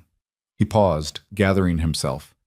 You've taught me that hearts can be big enough for everything, that I can honor Sarah's memory while building a future with you, that grief and joy can coexist, that love doesn't run out, it just expands to hold everyone who matters. I promise to be worthy of your trust, to support your ambitions, to share both the burdens and joys of life, to be your partner in all things. Elaine was crying before she even started speaking, but her voice was clear when she began. Mark, I came to your company party that night feeling like a failure. My marriage had ended, I was alone, and I'd convinced myself that success and love were mutually exclusive, that I could have one or the other, but never both. She looked at him through her tears. You proved me wrong. You showed me that real partnership means celebrating each other's victories, not diminishing ourselves to make space for someone else. You taught me that vulnerability isn't weakness, it's the foundation of true intimacy. She turned to include Lily. You both taught me what family really means, not obligation or duty, but choice and commitment, and showing up even when it's hard. I promise to keep showing up, to keep being brave enough to be vulnerable, to love you both with everything I have for as long as I live. There wasn't a dry eye in the small gathering when they exchanged rings and kissed, sealing promises that had been building since that first night of unexpected crisis. Lily cheered loudest of all, throwing flower petals with abandon and declaring it the best wedding ever, despite having never attended another one. The reception was cake and champagne and Lily's elaborate toast that made everyone laugh. As the sun set and guests began to leave, Mark found himself standing with Elaine at the edge of Patricia's yard, watching Lily chase fireflies with some of the neighbor kids. Mrs. Wilson, he said, testing out the name. Elaine smiled. I'm keeping Prescott professionally, but I like the sound of that for everything else. Any regrets? Just one. Mark's heart skipped. What? That I didn't meet you sooner, that we wasted years being alone when we could have been building this. She leaned into him. But maybe we needed those years, needed to become people who could appreciate what we have. Maybe you're right. Lily ran over, breathless and happy. Can we go home now? I'm tired and I want to play with my new art supplies. Sure, sweetheart, Mark said, scooping her up despite her protests that she was too big. Let's go home. Home. The word had new meaning now, encompassing not just a physical space, but the people who filled it. As they drove through the evening darkness, Lily chattering from the back seat and Elaine's hand warm in his, Mark thought about the journey that had brought them here. From grief to hope, from crisis to family, from that terrifying morning when Elaine had asked if they'd slept together to this evening where they'd promised forever. Life, he'd learned, didn't follow clean narratives. It was messy and complicated and full of unexpected turns. The night he'd helped a drunk colleague had seemed like a potential disaster, a moment that could have destroyed careers and reputations. Instead, it had been the beginning of everything good that followed. Months turned into years. Lily grew from a precocious 7-year-old into a confident teenager who still talked to both her mothers, the one in the cemetery and the one helping her with algebra at the kitchen table. Elaine's career continued to flourish, Mark by her side as both partner and supporter, neither one diminished by the other's success. They added to their family, first a dog that Lily named Professor Wigglesworth, then eventually a son born when Lily was 12, and who inherited his mother's sharp intelligence and his sister's boundless energy. On the 5th anniversary of their wedding, Mark woke to find Elaine already up, sitting on their back porch with coffee and watching the sunrise. He joined her, bringing his own mug, and they sat in companionable silence. Do you ever think about that night? Elaine asked finally. The party? Waking up on your couch? Sometimes. Usually on mornings like this when everything feels perfect, and I remember how easily it could have gone differently. I was so ashamed that morning, so convinced I'd destroyed everything. You built everything, Mark corrected gently. That night stripped away all the pretense, and left just two people who needed each other. Everything else grew from that honesty. Elaine turned to him, her face soft in the early light. I love you. I don't say it enough in the chaos of daily life, but I do. You saved me that night, and every day since. We saved each other.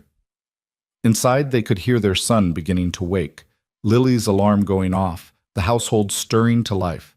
The ordinary chaos of family mornings awaited, breakfast to make, lunches to pack, schedules to coordinate. But Mark had learned that this ordinary chaos was actually extraordinary, that these mundane moments of shared life were the real magic. He thought about Sarah sometimes still, with love and gratitude for everything she'd taught him. He thought about Elaine's ex-husband and the divorce that had set her free to find something better. He thought about all the small choices and accidents that had aligned to bring them to this moment. A company party he almost didn't attend, a broken-down car, a daughter wise beyond her years, a woman brave enough to be vulnerable. Life was messy and unpredictable and sometimes painful, but it was also beautiful and full of second chances and capable of holding more love than seemed possible. The heart, as Lily and Sarah had both said, just got bigger. Standing on that porch with Elaine, watching the sun rise on another day of their life together, Mark felt grateful for every messy, complicated, beautiful piece of it. From crisis to family, from fear to love, from one night that could have been a disaster to a lifetime of mornings like this one. It was, he thought, more than enough. It was everything.